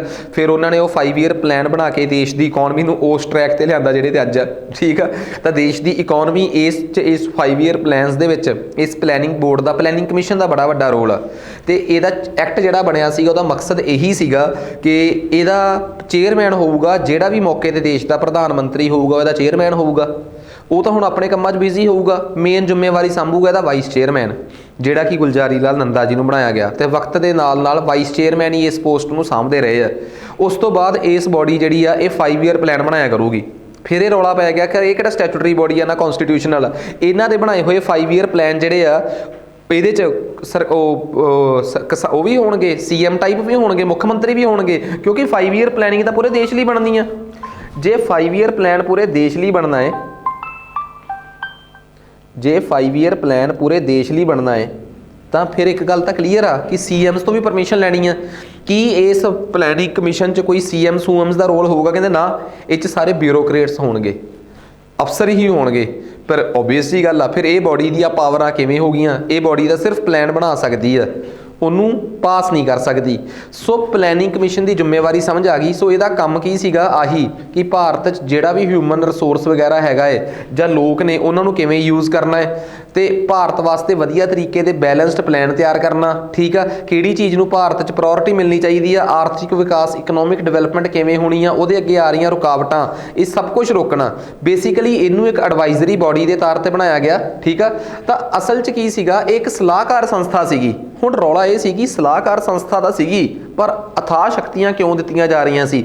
ਇਹਦੇ ਚੇਅਰਮੈਨ ਖੁਦ ਸੀਗਾ, ਪ੍ਰਧਾਨ ਮੰਤਰੀ ਖੁਦ ਇਹਦੇ ਚੇਅਰਮੈਨ ਹੁੰਦੇ ਸੀ। ਹਾਂ, ਉਹਨਾਂ ਤੋਂ ਥੱਲੇ ਇੱਕ ਡਿਪਟੀ ਚੇਅਰਮੈਨ ਹੁੰਦਾ ਸੀ ਜਿਹੜਾ ਅਸਲੀ ਹੈੱਡ ਹੁੰਦਾ ਸੀ, ਕਿਉਂਕਿ ਪ੍ਰਧਾਨ ਮੰਤਰੀ ਤਾਂ ਬਿਜ਼ੀ ਹੈ। ਸੋ ਇਸ ਤਰੀਕੇ ਨਾਲ ਇਹ ਬਣਾਇਆ ਗਿਆ। ਸੈਂਟਰ ਮੰਤਰੀ ਵੀ ਵੱਖਰੇ ਸਮੇਂ ਤੇ ਇਹਦੇ ਉਹ ਜਿਹੜੇ ਮੈਂਬਰ ਸੀਗੇ ਉਹਨਾਂ ਨੂੰ ਅਪਾਇੰਟ ਕੀਤਾ ਜਾਂਦਾ ਸੀਗਾ। ਹਾਂ, ਇਹ ਗੱਲ ਸਮਝ ਆ ਗਈ। 1950 'ਚ ਬਣੀ ਇਸ ਸੰਸਥਾ ਨੇ ਹੁਣ ਇੱਕ ਰੌਲਾ ਕ੍ਰੀਏਟ ਕਰਾਤਾ ਕਿ ਇਹਦੇ ਬਣਾਏ ਹੋਏ ਪਲਾਨਸ ਨੂੰ CM ਕਿਵੇਂ ਪਾਸ ਕਰਨਗੇ। ਉਹਦੇ ਵਾਸਤੇ ਇੱਕ ਹੋਰ ਨੌਨ ਕਨਸਟੀਟਿਊਸ਼ਨਲ ਬੋਡੀ 1952 'ਚ ਬਣਾਈ ਗਈ, ਨਾਮ ਰੱਖਿਆ ਗਿਆ national development council, NDC। Paper 'ਚ ਆ ਜਾਊਗਾ ਇਹ ਕੀ ਹੈ, ਤੁਸੀਂ ਕਹੋਗੇ ਇਹ ਵੀ ਕੀ ਹੈ ਭਲਾ? ਨੌਨ ਸਟੈਚੂਟਰੀ ਬੋਡੀ ਹੈ। ਇਹਨੂੰ ਇਸ ਕਰਕੇ ਬਣਾਇਆ ਗਿਆ ਕਿਉਂਕਿ ਇਹਦੇ 'ਚ ਇਸ਼ੂ ਇਹ ਕ੍ਰੀਏਟ ਹੋ ਗਿਆ ਕਿ ਯਾਰ 5 ਈਅਰ ਪਲਾਨ ਜਿਹੜੇ ਬਣਨਗੇ ਉਹਨਾਂ ਦੀ ਮਨਜ਼ੂਰੀ ਕੌਣ ਦਊਗਾ? ਕਹਿੰਦੇ ਮਨਜ਼ੂਰੀ ਦਊਗੀ NDC। ਇਹ ਵੀ ਨਾ ਕਨਸਟੀਟਿਊਸ਼ਨਲ ਸੀ ਨਾ ਸਟੈਚੂਟਰੀ ਬੋਡੀ ਸੀ। ਇਹਦੇ 'ਚ ਕੀ ਸੀਨ ਆ ਗਿਆ? ਇਹਦੇ 'ਚ ਪ੍ਰਧਾਨ ਮੰਤਰੀ ਦੇ ਚੇਅਰਮੈਨ ਹੋਣਗੇ, ਸੈਂਟਰ ਦੇ ਕੁਝ ਮੰਤਰੀ ਹੋਣਗੇ ਇਹਦੇ 'ਚ, ਠੀਕ ਆ। ਤੇ ਯਾਦ ਰੱਖਿਓ, ਸਟੇਟਾਂ ਦੇ ਮੁੱਖ ਮੰਤਰੀ, ਜਿਹੜੀਆਂ ਸਟੇਟਾਂ 'ਚ ਮੁੱਖ ਮੰਤਰੀ ਨਹੀਂ ਗੇ ਜਾਂ ਯੂਨੀਅਨ ਟੈਰੀਟਰੀਜ਼, ਉੱਥੋਂ ਦੇ lieutenant governor. It means indirectly ਜੇ ਮੈਨੂੰ ਕੋਈ ਕਵੇ ਕਿ ਹਾਂ ਭਾਰਤ ਦੇ ਮੁੱਖ ਮੰਤਰੀਆਂ ਨੂੰ ਪਲੈਨਿੰਗ ਦੇ ਵਿੱਚ ਇਨਵੋਲਵ ਕਰਿਆ ਗਿਆ, ਪਹਿਲੀ ਸਟੇਜ ਤੇ ਨਹੀਂ ਕਰਿਆ ਗਿਆ ਜਦੋਂ ਬਣਾਇਆ ਗਿਆ, ਦੂਜੀ ਸਟੇਜ ਤੇ ਕਰਿਆ ਗਿਆ ਜਦੋਂ ਪਲਾਨ ਬਣ ਕੇ ਤਿਆਰ ਹੋ ਕੇ ਉਹਨਾਂ ਦੇ ਸਾਹਮਣੇ ਆ ਗਿਆ ਕਿ ਇਹ ਸਾਈਨ ਕਰ ਦਿਓ। ਬਸ ਉਹਨਾਂ ਤੋਂ ਸਾਈਨ ਕਰਵਾਉਣ ਵਾਸਤੇ NDC ਦਾ ਨਿਰਮਾਣ ਕੀਤਾ ਗਿਆ। NDC ਵਾਜ਼ ਆਲਸੋ ਕਿਹੜੀ ਬੋਡੀ? Executive body. NDC ਖੁਦ ਇੱਕ ਗੈਰ ਸੰਵਿਧਾਨਕ ਸੰਸਥਾ ਸੀਗੀ, ਤੇ CMs ਇਸੇ ਕਰਕੇ ਰੋਲਦੇ ਸੀ ਕਿ ਸਾਨੂੰ ਪਾਲਿਸੀ ਮੇਕਿੰਗ ਦੇ ਰੋਲ ਤੇ ਐਡ ਕਰੋ, ਨਾ ਕਿ ਸਾਈਨ ਕਰਾਉਣ ਤੇ। ਸਾਈਨ ਦਾ ਕੀ ਆ? ਅਸੀਂ ਉੱਥੋਂ ਕਰਕੇ ਭੇਜ ਦਾਂਗੇ, ਮਤਲਬ ਕਿ ਕਾਪੀਆਂ ਸਾਡੇ ਦਫ਼ਤਰਾਂ 'ਚ ਭੇਜ ਦਿਓ, ਅਸੀਂ ਸਾਈਨ ਕਰਕੇ ਭੇਜ, ਜੇ ਆਹੀ ਗੱਲ 'ਚ ਅੰਗੂਠਾ ਦੇਣਾ ਹੀ ਆ। ਪਰ ਉਦੋਂ ਕੋਈ CM ਖੁੱਲ੍ਹ ਕੇ ਬੋਲ ਵੀ ਨਹੀਂ ਸੀ ਸਕਦਾ। 50s ਦਾ ਦੌਰ ਸੀ, ਕਾਂਗਰਸ ਡੋਮੀਨੇਟਿੰਗ ਪਾਰਟੀ ਸੀ, ਨਹਿਰੂ ਕਾਂਗਰਸ ਸੀ, ਕਾਂਗਰਸ ਨਹਿਰੂ ਸੀ। ਕੀ ਹਿੰਮਤ ਸੀ ਕਿਸੇ ਦੀ ਕਿ ਨਹਿਰੂ ਦੇ ਸਾਹਮਣੇ ਕੁਝ ਬੋਲੇ? ਤਾਂ ਇਹ ਨਹਿਰੂ ਦੇ ਕੁਝ ਗੈਰ ਸੰਵਿਧਾਨਕ ਕੰਮਾਂ 'ਚੋਂ ਇੱਕ ਕੰਮ ਸੀ। ਨਹਿਰੂ ਮਾੜਾ ਨਹੀਂ ਸੀਗੇ। ਅਸਲ 'ਚ ਕੀ ਆ, ਉਹਨਾਂ ਦੀ ਇੱਕ ਸਮੱਸਿਆ ਇਹ ਸੀ ਕਿ ਮੁੱਖ ਮੰਤਰੀ ਪਲੈਨਿੰਗ ਦੇ ਰੋਲ ਤੇ ਓਡਾ ਵਧੀਆ ਰੋਲ ਅਦਾ ਨਹੀਂ ਕਰ ਸਕਦੇ, ਕਿਉਂਕਿ ਹਜੇ ਭਾਰਤ ਦੀ ਡੈਮੋਕ੍ਰੇਸੀ ਉਨੀ ਮੈਚਿਓਰ ਨਹੀਂ ਹੋਈ। ਸੋ ਇਹ ਵੀ ਇੱਕ ਵੱਡੇ ਪੱਧਰ ਤੇ ਡਰ ਸੀਗਾ ਉਹਨਾਂ ਨੂੰ ਕਿ ਇਹ ਸੀਐਮ ਹਜੇ ਨਵੇਂ ਆਜ਼ਾਦੀ ਦੀ ਲੜਾਈ 'ਚੋਂ ਆਏ ਆ, ਠੀਕ ਆ, ਇਹਨਾਂ ਨੂੰ ਤਾਂ ਹਰ ਇੱਕ ਜਗ੍ਹਾ ਤੇ ਸੰਘਰਸ਼ ਦਿਸਦਾ, ਇਹ ਤਾਂ ਅਜੇ ਛਿੱਤਰ ਖਾਣੇ ਸਿੱਖੇ ਆ। ਰਾਜ ਕਰਨਾ ਤਾਂ ਬਾਅਦ ਚ ਆਊਗਾ ਇਹਨਾਂ ਨੂੰ, ਜਦੋਂ ਇੱਕ ਦੋ ਵਾਰੀ ਇਹ ਰਾਜ ਕਰ ਲੈਣਗੇ, ਹਜੇ ਤਾਂ ਇਹ ਨਵੇਂ ਪਲੇਅਰ ਆ, ਹੁਣੇ ਹੀ ਇਹਨਾਂ ਦੇ ਹੱਥ 'ਚ ਇੰਨੀ ਪਾਵਰ ਦੇ ਦਿੱਤੀ ਤਾਂ ਬੌਂਦਲ ਜਾਣਗੇ। ਸੋ ਇਹੋ ਜਿਹੀਆਂ ਕੁਛ ਸੋਚਾਂ ਸੀਗੀਆਂ ਉਸ ਟਾਈਮ ਜਿਹੜੀਆਂ ਇਸ ਚੀਜ਼ ਨੂੰ ਰੋਕ ਰਹੀਆਂ ਸੀ। ਖੈਰ ਹੁਣ ਕੀ ਹੋਇਆ, ਵਕਤ ਬਦਲਿਆ। ਹੁਣ ਜਦੋਂ ਪਲੈਨਿੰਗ ਕਮਿਸ਼ਨ ਤੇ ਜਿਹੜੀ ਆ ਪਲੈਨਿੰਗ ਕਮਿਸ਼ਨ ਤੋਂ ਬਾਅਦ ਕਿਹੜੀ ਬੜੀ ਆ ਬਣੀ NDC, ਇਹਨਾਂ ਦੋਵਾਂ ਨੂੰ ਖਤਮ ਕਰ ਦਿੱਤਾ ਗਿਆ, ਤਾਂ ਹੁਣ ਇਹਨਾਂ ਦੇ ਕੰਮ ਅੱਜ ਕੌਣ ਸਾਂਭ ਰਿਹਾ ਹੈ? ਇਹਨਾਂ ਦੀ ਜਗ੍ਹਾ ਤੇ ਬਣੀ ਹੋਈ 1 ਜਨਵਰੀ 2015 ਨੂੰ ਜਿਹੜੀ ਬੋਡੀ ਬਣੀ ਸੀ, ਨਾਮ ਕੀ ਆ? ਨੀਤੀ ਆਯੋਗ। ਸੋ ਇਹ ਕਹਾਣੀ ਸਮਝ ਆ ਗਈ। ਸੋ ਇਹ ਤਾਂ ਪੁਰਾਣੀ ਸਟੋਰੀ ਸੀਗੀ, ਪਰ ਪੁਰਾਣੀ ਸਟੋਰੀ ਜੇ ਮੈਂ ਨਾ ਸੁਣਾਉਂਦਾ ਤਾਂ ਤੁਹਾਨੂੰ ਅੱਜ ਵਾਲੀ ਆ ਨਹੀਂ ਸੀ ਸਮਝ ਆਉਣੀ, ਠੀਕ ਆ। ਸੋ ਰੌਲਾ ਇਹ ਆ ਕਿ ਹੁਣ ਆਪਾਂ ਚੱਲਦੇ ਹਾਂ ਨੀਤੀ ਆਯੋਗ ਤੇ। ਪ੍ਰਧਾਨ ਮੰਤਰੀ ਨਰਿੰਦਰ ਮੋਦੀ, ਜਦੋਂ ਪ੍ਰਧਾਨ ਮੰਤਰੀ ਨਰਿੰਦਰ ਮੋਦੀ ਨਹੀਂ ਸੀ, ਮੁੱਖ ਮੰਤਰੀ ਨਰਿੰਦਰ ਮੋਦੀ ਸੀਗੇ, ਤਾਂ ਉਹਨਾਂ ਨੂੰ ਐਂ ਲੱਗਦਾ ਸੀ ਕਿ ਜਿਹੜੀ ਦੁਰਗਤੀ ਸਾਡੀ ਮੁੱਖ ਮੰਤਰੀਆਂ ਦੀ ਪਲੈਨਿੰਗ ਕਮਿਸ਼ਨ ਨੇ ਕੀਤੀ ਆ, ਸਹੁੰ ਮਹਾਰਾਜ ਦੀ, ਕਿ ਜੇ ਇੱਕ ਵਾਰੀ ਪ੍ਰਧਾਨ ਮੰਤਰੀ ਲੱਗ ਗਿਆ ਸਭ ਤੋਂ ਪਹਿਲਾਂ ਤਾਂ ਇਹਦਾ ਫਾਹ ਵੱਢੂਗਾ। ਉਹੀ ਗੱਲ ਹੋਈ ਜਦੋਂ 2014 'ਚੋਂ ਪ੍ਰਧਾਨ ਮੰਤਰੀ ਬਣੇ। 15 ਅਗਸਤ 2014 ਨੂੰ ਲਾਲ ਕਿਲੇ ਤੇ ਸਾਰੇ ਲੋਕ ਸੁਣ ਰਹੇ ਸੀ, ਕਹਿੰਦੇ ਆਹ ਵਧੀਆ ਮੌਕਾ ਇਹਨਾਂ ਦਾ ਜਲੂਸ ਕੱਢਣ ਦਾ। ਤਾਂ ਉਹਨਾਂ ਨੇ ਕਿਹਾ ਕਿ ਆਉਣ ਵਾਲੇ ਕੁਝ ਦਿਨਾਂ 'ਚ ਮੈਂ ਪਲੈਨਿੰਗ ਕਮਿਸ਼ਨ ਨੂੰ ਖਤਮ ਕਰਨ ਜਾ ਰਿਹਾ। ਕਰਤੀ। ਫਿਰ ਉਸ ਤੋਂ ਬਾਅਦ ਨਾਲ ਦੀ ਨਾਲ ਹੀ ਨੋਟਿਸ ਆ ਗਿਆ। ਫਿਰ 1 ਜਨਵਰੀ 2015 ਆਇਆ, ਜਦੋਂ ਹੈਪੀ ਨਿਊ ਈਅਰ ਤੇ ਲੋਕ ਇਹ ਦੇਖਦੇ ਆ ਕਿ 31 ਦਸੰਬਰ ਨੂੰ ਰਾਤ ਨੂੰ ਕੀ ਪਾਰਟੀ ਹੋਈ ਆ, ਠੀਕ ਆ, ਕਿੱਥੇ ਕੀ ਹੋਇਆ। ਪਰ ਜਿਹੜੇ ਸਿਵਲਸ ਦੀ ਤਿਆਰੀ ਕਰਦੇ ਆ, ਕੰਪੀਟੀਸ਼ਨ ਦੀ ਤਿਆਰੀ ਕਰਦੇ, ਜਦੋਂ ਉਹਨਾਂ ਨੇ 1 ਜਨਵਰੀ 2015 ਦਾ ਨਿਊਜ਼ਪੇਪਰ ਖੋਲ੍ਹਿਆ ਤਾਂ ਉੱਪਰ ਸਭ ਤੋਂ ਮੇਨ ਹੈਡਿੰਗ ਸੀ ਕਿ planning commission will now B NITI, ਮਤਲਬ ਕਿ ਪਲੈਨਿੰਗ ਕਮਿਸ਼ਨ ਅੱਜ ਤੋਂ ਨੀਤੀ ਆਯੋਗ ਹੋਊਗਾ। ਸੋ ਇਹ ਖਬਰ ਬ੍ਰੇਕ ਹੋਈ ਤਾਂ ਫਿਰ ਪਤਾ ਲੱਗਿਆ ਕਿ ਇੱਕ ਨੀਤੀ ਆਯੋਗ ਨਾਮ ਦੀ ਸੰਸਥਾ ਜਿਹੜੀ ਆ ਜੀ ਉਹ ਬਣਨ ਜਾ ਰਹੀ ਆ। ਸੋ ਪਲੈਨਿੰਗ ਕਮਿਸ਼ਨ ਜਿਹੜਾ ਸੀਗਾ ਉਹਨੂੰ ਰਿਪਲੇਸ ਕਰਕੇ ਇੱਕ ਨਵੀਂ ਬੋਡੀ ਬਣਾਈ ਗਈ, ਨੀਤੀ ਆਯੋਗ। ਮੇਰੇ ਵਰਗੇ ਨੂੰ ਜਾਂ ਸਾਰਿਆਂ ਨੂੰ ਜਿਹੜੇ ਕਿ ਇਸ ਦੇਸ਼ ਦੇ ਸੰਵਿਧਾਨ ਦੀ ਬਾਰੇ ਥੋੜ੍ਹੀ ਬਹੁਤੀ ਚਿੰਤਾ ਕਰਦੇ, ਉਹਨਾਂ ਨੂੰ ਫੀਲ ਹੋਇਆ ਹੋਊਗਾ ਕਿ ਮੋਦੀ ਜੀ ਨੇ ਸਿਰੇ ਲਾਤੀ, ਕੋਈ ਸਟੈਚੂਟਰੀ ਜਾਂ ਕੌਨਸਟੀਟਿਊਸ਼ਨਲ ਬੋਡੀ ਬਣਾਈ ਹੋਊਗੀ। ਪਰ ਨਾ, ਮੋਦੀ ਜੀ ਤਾਂ ਮੋਦੀ ਜੀ, ਉਹਨਾਂ ਨੇ ਕਿਹੜਾ, ਉਹ ਕਿਵੇਂ ਪੁਰਾਣਿਆਂ ਤੋਂ ਹਟ ਕੇ ਹੋ ਸਕਦੇ ਸੀ ਕੁਛ। ਉਹਨਾਂ ਨੇ ਇੱਕ ਨਵੀਂ ਸੰਸਥਾ ਬਣਾਈ ਫਿਰ ਐਗਜ਼ੈਕਟਿਵ, ਠੀਕ ਆ, ਉਹੀ ਸਭ ਕੁਛ ਉਹੀ ਸੀਗਾ। ਵੈਸੇ ਵੀ ਨੀਤੀ ਦੀ ਇੰਗਲਿਸ਼ ਕੀ ਹੁੰਦੀ ਆ? ਪਲੈਨਿੰਗ। ਤੇ ਆਯੋਗ ਦੀ ਇੰਗਲਿਸ਼ ਕੀ ਹੁੰਦੀ ਆ? ਕਮਿਸ਼ਨ। ਸੋ ਘੁਮਾ ਫਿਰਾ ਕੇ ਨੀਤੀ ਆਯੋਗ ਦਾ ਉਹੀ ਕੁਛ ਆ ਜੋ ਪਲੈਨਿੰਗ ਕਮਿਸ਼ਨ ਦਾ। ਨਾ ਇਹ ਸਟੈਚੂਟਰੀ ਬੋਡੀ ਸੀ, ਇਹਨੂੰ ਕੌਨਸਟੀਟਿਊਸ਼ਨ ਦੁਆਰਾ ਜਾਂ ਐਕਟ ਦੁਆਰਾ ਕ੍ਰੀਏਟ ਕੀਤਾ ਨਹੀਂ ਗਿਆ। ਮੋਦੀ ਜੀ ਨੇ ਇਹਦੇ ਵਾਸਤੇ ਇੱਕ ਗੱਲ ਕਹੀ ਕਿ ਇਹ ਇੱਕ ਥਿੰਕ ਟੈਂਕ ਹੋਊਗਾ, ਮਤਲਬ ਕਿ ਵੱਡੇ ਤੌਰ ਤੇ ਰਿਸਰਚ ਦਾ ਕੰਮ ਕਰੂਗਾ, ਸੋਚਣ ਦਾ ਕੰਮ ਕਰੂਗਾ ਭਾਰਤ ਸਰਕਾਰ ਵਾਸਤੇ, ਠੀਕ ਆ। ਇਹਦੀ ਅਪਰੋਚ ਜਿਹੜੀ ਆ ਨਾ, ਇਹ ਅਪ ਟੂ ਡਾਊਨ ਅਪਰੋਚ ਨਹੀਂ ਹੋਊਗੀ, ਇਹਦੀ ਬੋਟਮ ਅਪ ਅਪਰੋਚ ਹੋਊਗੀ। ਇਹ ਸਾਰੇ ਸਟੇਟ ਦੇ ਮੁੱਖ ਮੰਤਰੀਆਂ ਨੂੰ ਨਾਲ ਲੈ ਕੇ ਆਊਗਾ, ਉਹਨਾਂ ਦੀ ਸਲਾਹ ਨਾਲ ਪਲੈਨਿੰਗ ਹੋਇਆ ਕਰੂਗੀ ਤੇ ਫਿਰ ਪਲੈਨਿੰਗ ਤੇ ਮੋਹਰ ਲੱਗਿਆ ਕਰੂਗੀ। ਇਹ ਨਹੀਂਗਾ ਕਿ ਪਹਿਲਾਂ ਅਫਸਰਾਂ ਨੇ ਬਹਿ ਕੇ ਪਲੈਨਿੰਗ ਕਰ ਲਈ ਤੇ ਫਿਰ ਉਸ ਤੋਂ ਬਾਅਦ NDC 'ਚ ਜਾ ਕੇ ਉਹ ਸਾਰੇ CM ਬੁਲਾ ਕੇ ਸਾਈਨ ਕਰਾ ਲਏ, ਐਵੇਂ ਕੁਝ ਨਹੀਂ ਹੋਊਗਾ। ਹੁਣ ਪਲੈਨਿੰਗ ਦੇ ਲੈਵਲ ਤੇ ਹੀ ਮੁੱਖ ਮੰਤਰੀ ਬੁਲਾ ਲਏ ਜਾਣਗੇ, ਮਤਲਬ ਨੀਤੀ ਆਯੋਗ ਪਹਿਲੀ ਸਟੇਜ ਤੇ ਹੀ ਮੁੱਖ ਮੰਤਰੀਆਂ ਨੂੰ ਬੁਲਾਉਣ ਦੀ ਕਮਿਟਮੈਂਟ ਕਰ ਰਿਹਾ ਹੈ। That's why it is bottom up approach, it is not top to down approach, it is bottom up approach. Concept ਸਮਝ ਰਹੇ ਹੋ, ਠੀਕ ਆ। ਪਰ ਇੱਕ ਗੱਲ ਆ, ਹੁਣ ਕੀ ਦੱਸਾਂ, ਚਲੋ ਮਤਲਬ ਕੁਝ ਵੀ ਨਹੀਂ ਦੱਸਣ ਵਾਲਾ ਹੈ ਹੀ ਨਹੀਂ। ਮੁੱਖ ਮੰਤਰੀ ਬਸ ਇਹ ਸੀਗੇ, ਉੱਥੇ ਬੁਲਾਏ ਨਹੀਂ ਸੀ ਜਾਂਦੇ, ਇੱਥੇ ਬੁਲਾ ਕੇ ਉਹਨਾਂ ਦਾ ਜਲੀਲ ਕਰ ਲਿਆ ਜਾਂਦਾ। ਕਈ ਵਾਰੀ ਕੇਜਰੀਵਾਲ ਜੀ ਤਾਂ ਕਈ ਵਾਰੀ ਕਹਿ ਚੁੱਕੇ ਕਿ ਹੁਣ ਮੈਂ ਅਗਲੀ ਵਾਰ ਜਾਣਾ ਨਹੀਂ ਇਸ ਮੀਟਿੰਗ ਤੇ, ਠੀਕ ਆ, ਕਿ ਤੰਗ ਬਹੁਤ ਕਰਦੇ ਆ ਮੈਨੂੰ। ਕਹਿੰਦਾ ਜੀ ਬਾਕੀ ਸਾਰਿਆਂ ਦੇ ਫੋਨ ਉਹਨਾਂ ਦੇ ਕੋਲ ਹੁੰਦੇ, ਮੇਰਾ ਬਾਹਰ ਖਾ ਲਿਆ, ਠੀਕ ਆ। ਓਏ ਜਿਹੜੇ CM ਤੇ PM ਆਪਸ 'ਚ ਇਸ ਮਸਲੇ ਤੇ ਲੜਦੇ ਹੋਣ, ਠੀਕ ਆ, ਉਹ 32 ਲੱਖ ਸਕੁਅਰ ਕਿਲੋਮੀਟਰ ਦੇ ਏਰੀਆ ਆਪਣਾ, ਜਿਹਨੂੰ ਆਪਾਂ ਸਾਂਭਣਾ, ਸਾਰੇ ਸਿਸਟਮ ਨੂੰ ਸਾਂਭਣਾ। ਮਸਲਾ ਇਹ ਆ ਕਿ ਸਰਕਾਰਾਂ, ਸੈਂਟਰ ਸਰਕਾਰ ਵੀ, ਜੇ ਓਬਵੀਅਸ ਦੀ ਗੱਲ ਹੈ, ਜੇ ਫੋਨ ਰਖਾਏ ਜਾ ਰਹੇ ਆ, ਜੇ ਗੁਜਰਾਤ ਦਾ ਮੁੱਖ ਮੰਤਰੀ ਫੋਨ ਲੈ ਕੇ ਅੰਦਰ ਜਾ ਸਕਦਾ ਤੇ ਦਿੱਲੀ ਵਾਲਾ ਕਿਉਂ ਨਹੀਂ? ਸੋ ਮਸਲੇ ਇਹ ਆ ਕਿ ਦੇਖੋ, ਇੱਕ ਗੱਲ ਆ, ਇੱਕ CM ਹੋਇਆ, ਇੱਕ PM ਆ, ਉਸ ਲੈਵਲ ਦੀ ਸੈਂਟਰ ਲੈਵਲ ਦੀ ਮਿਨਿਸਟਰੀਜ਼ ਜਿਹੜੀ ਆ ਉਹਨਾਂ ਨੂੰ ਇਸ ਤਰੀਕੇ ਨਾਲ ਤੰਗ ਨਹੀਂ ਕਰਨਾ ਚਾਹੀਦਾ। ਇਹ ਇਸ਼ੂਜ਼ ਇੱਕ ਇਹਨਾਂ ਨੂੰ ਆ ਰਹੇ ਸੀਗੇ, ਇੱਕ ਵੈਸਟ ਬੰਗਾਲ ਦੇ CM ਨੇ, ਮਮਤਾ ਬੈਨਰਜੀ, ਠੀਕ ਆ, ਉਹਨਾਂ ਨੂੰ ਇਸ ਤੋਂ ਵੀ ਵੱਧ ਆਉਂਦੇ ਆ। ਖੈਰ ਓਬਵੀਅਸ ਜੀ ਗੱਲ ਆ, ਅਗਲੇ ਦੇਖੋ ਪਾਵਰ ਆ ਹਰ ਇੱਕ ਕੋਲ, ਹਰ ਕੋਈ ਆਪੋ ਆਪਣੀ ਪਾਵਰ ਨੂੰ ਯੂਜ਼ ਕਰ ਰਿਹਾ, ਠੀਕ ਆ, ਜਿਹਦੇ ਕੋਲ ਜਿੰਨਾ ਵਸ ਚੱਲਦਾ ਹੈ। ਹੁਣ ਤਾਂ ਮੋਦੀ ਜੀ ਨੂੰ ਹੋਰ ਟੈਨਸ਼ਨ ਇਸ ਗੱਲ ਦੀ ਆ ਕਿ ਪਹਿਲਾਂ ਤ੍ਰਿਣਮੂਲ ਕਾਂਗਰਸ ਜਿਹੜੀ ਉੱਥੋਂ ਵਾਲੀ ਸੀਗੀ, ਆਪਣੇ ਵੈਸਟ ਬੰਗਾਲ ਵਾਲੇ, ਉਹ ਨੈਸ਼ਨਲ ਪਾਰਟੀ ਸੀਗੀ ਤੇ ਮੋਦੀ ਜੀ ਨੂੰ ਉਹਨਾਂ ਤੋਂ ਬੜਾ ਖਤਰਾ ਸੀਗਾ। ਸਮੱਸਿਆ ਹੁਣ ਇਸ ਗੱਲ ਦੀ, ਤੇ ਉਹਨਾਂ ਦੀ ਇੱਕ ਲਿਮਿਟੇਸ਼ਨ ਇਹ ਸੀ ਕਿ ਉਹ ਬੰਗਾਲੀ ਬੋਲਦੇ ਸੀ। ਹਿੰਦੀ ਬੋਲਣ ਵਾਲੇ ਇਲਾਕਿਆਂ 'ਚ ਉਹਨਾਂ ਦੀ ਡੋਮੀਨੈਂਸ ਬਹੁਤ ਔਖੀ ਸੀ। ਤਾਂ ਕੋਈ ਵੀ ਨੈਸ਼ਨਲ ਪਾਰਟੀ ਬੀਜੇਪੀ ਦੇ ਵਿਰੋਧ 'ਚ ਕਾਂਗਰਸ ਤੋਂ ਬਿਨਾਂ ਇਹੋ ਜਿਹੀ ਨਹੀਂ ਸੀ ਹੈਗੀ ਜਿਹਦਾ ਕਿ ਮੇਨ ਲੀਡਰ ਜਿਹੜਾ ਹੈ ਉਹ ਪਾਵਰਫੁਲ ਹੋਵੇ ਤੇ ਉਹ ਹਿੰਦੀ ਜਾਣਦਾ ਹੋਵੇ। ਦੋਵੇਂ ਗੱਲਾਂ ਕਿਸੇ 'ਚ ਨਹੀਂ ਸੀਗੀਆਂ। ਕਾਂਗਰਸ ਦੇ ਰਾਹੁਲ ਗਾਂਧੀ ਇਸ ਤਰੀਕੇ ਦੀ ਕੋਸ਼ਿਸ਼ ਕਰ ਰਹੇ ਆ ਹੁਣ ਕਿ ਉਹ ਹਿੰਦੀ ਬੈਲਟ ਦੇ ਲੀਡਰ ਤਾਂ ਹੈਗੇ ਆ, ਹੁਣ ਉਹ ਆਪਣੇ ਆਪ ਨੂੰ ਇੱਕ ਲੀਡਰ ਦੇ ਤੌਰ ਤੇ ਕਾਂਗਰਸ ਤੋਂ ਉੱਪਰ ਚੱਕ ਕੇ ਸ਼ੋਅ ਕਰਨ ਦੀ ਕੋਸ਼ਿਸ਼ ਕਰ ਰਿਹਾ ਭਾਰਤ ਜੋੜੋ ਯਾਤਰਾ, ਤੇ ਕਾਫੀ ਕਾਮਯਾਬ ਹੁੰਦੇ ਵੀ ਦਿਸ ਰਹੇ ਆ। ਨੋ ਡਾਊਟ ਇਹ ਨਹੀਂ ਕਿ ਉਹ ਕਾਮਯਾਬ ਨਹੀਂ ਹੋ ਰਹੇ, ਚੰਗੀ ਤਰ੍ਹਾਂ ਉਹ ਕਾਮਯਾਬ ਵੀ ਹੋ ਰਹੇ ਆ। ਉਹਨਾਂ ਦੀ ਭਾਰਤ ਜੋੜੋ ਯਾਤਰਾ ਜਿਹੜੀ ਆ ਉਹ ਕਾਮਯਾਬੀ ਵੱਲ ਨੂੰ ਲੈ ਕੇ ਜਾ ਰਹੀ ਹੈ ਕਾਂਗਰਸ ਨੂੰ। ਖਤਰਾ ਇਸ ਤੋਂ ਵੀ ਵੱਡਾ ਇਹ ਆ ਕਿ ਇੱਕ ਤੀਸਰਾ ਲੀਡਰ ਨਵੀਂ ਨੈਸ਼ਨਲ ਪਾਰਟੀ ਲੈ ਕੇ ਐਂਟਰੀ ਕਰ ਚੁੱਕੇ ਆ ਕੇਜਰੀਵਾਲ ਜੀ। ਅੱਜ ਜਦੋਂ ਦੀਆਂ ਗੁਜਰਾਤ ਚੋਣਾਂ 'ਚ ਉਹਨਾਂ ਦੀ ਉਹ ਕੰਡੀਸ਼ਨ ਪੂਰੀ ਹੋਈ ਆ, ਉੱਥੋਂ ਦੀ ਸਟੇਟ ਪਾਰਟੀ ਬਣਨ ਵਾਲੀਆਂ, ਤੇ ਉਸ ਤੋਂ ਬਾਅਦ ਉਹ 4 ਸਟੇਟਾਂ 'ਚ ਸਟੇਟ ਪਾਰਟੀ ਵਾਲੇ ਫਾਰਮੂਲੇ ਨਾਲ ਰਿਪਰੈਜ਼ੈਂਟੇਟਿਵਸ ਆਫ ਪੀਪਲਸ ਐਕਟ 1950-51 ਦੇ ਤਹਿਤ ਉਹ ਹੁਣ ਭਾਰਤ ਦੀ ਨੈਸ਼ਨਲ ਪਾਰਟੀ ਬਣ ਗਏ ਆ। ਸੋ ਉਹ ਹੁਣ ਇੱਕ ਬਿਗ ਖਤਰਾ ਨੇ ਮੋਦੀ ਜੀ ਵਾਸਤੇ। ਤਾਂ ਖੈਰ ਇਹ ਤਾਂ ਪੋਲੀਟਿਕਸ ਆ, ਸਿਆਸਤ ਆ, ਤੇ ਜਿਹੜਾ ਵੀ ਜਾਊਗਾ, ਜੇ ਤੁਸੀਂ ਕੱਲ੍ਹ ਨੂੰ ਇਹਨਾਂ ਲੀਡਰਸ ਦੀ ਜਗ੍ਹਾ ਤੇ ਅਸੀਂ ਹੋਈਏ ਜਾਂ ਮੈਂ ਹੋਵਾਂ ਜਾਂ ਤੁਸੀਂ ਹੋਵੋ, ਤੁਸੀਂ ਵੀ ਉਹੀ ਕੁਛ ਕਰੋਗੇ ਜੋ ਇਹ ਕਰ ਰਹੇ ਆ, ਬਿਕੋਜ਼ ਸਿਆਸਤ 'ਚ ਇੰਨਾ ਕੁ ਕੁਛ ਜਾਇਜ਼ ਆ। ਠੀਕ ਆ, ਮੈਕਿਆਵਲੀ ਵੀ ਆਪਣੀ ਕਿਤਾਬ ਦਾ ਪ੍ਰਿੰਸ 'ਚ ਕਹਿ ਚੁੱਕੇ ਆ, ਜਿਹੜੀ ਕਿ ਉਹਨਾਂ ਨੇ ਪੋਲੀਟਿਕਸ ਤੇ ਲਿਖੀ ਆ ਕਿ ਰਾਜੇ ਦੀ ਗੱਦੀ ਤੱਕ ਪਹੁੰਚਣ ਵਾਸਤੇ ਸਭ ਕੁਛ ਜਾਇਜ਼ ਠਹਿਰਾਇਆ ਜਾ ਸਕਦਾ ਹੈ ਜੇ ਤੁਸੀਂ ਰਾਜੇ ਦੀ ਗੱਦੀ ਤੇ ਪਹੁੰਚ ਗਏ। ਬੜੀ ਸੋਹਣੀ ਗੱਲ ਆ ਕਿ ਜੇ ਪਹੁੰਚ ਗਏ ਤਾਂ ਜੋ ਤੁਸੀਂ ਕੀਤਾ ਸਭ ਮਾਫ।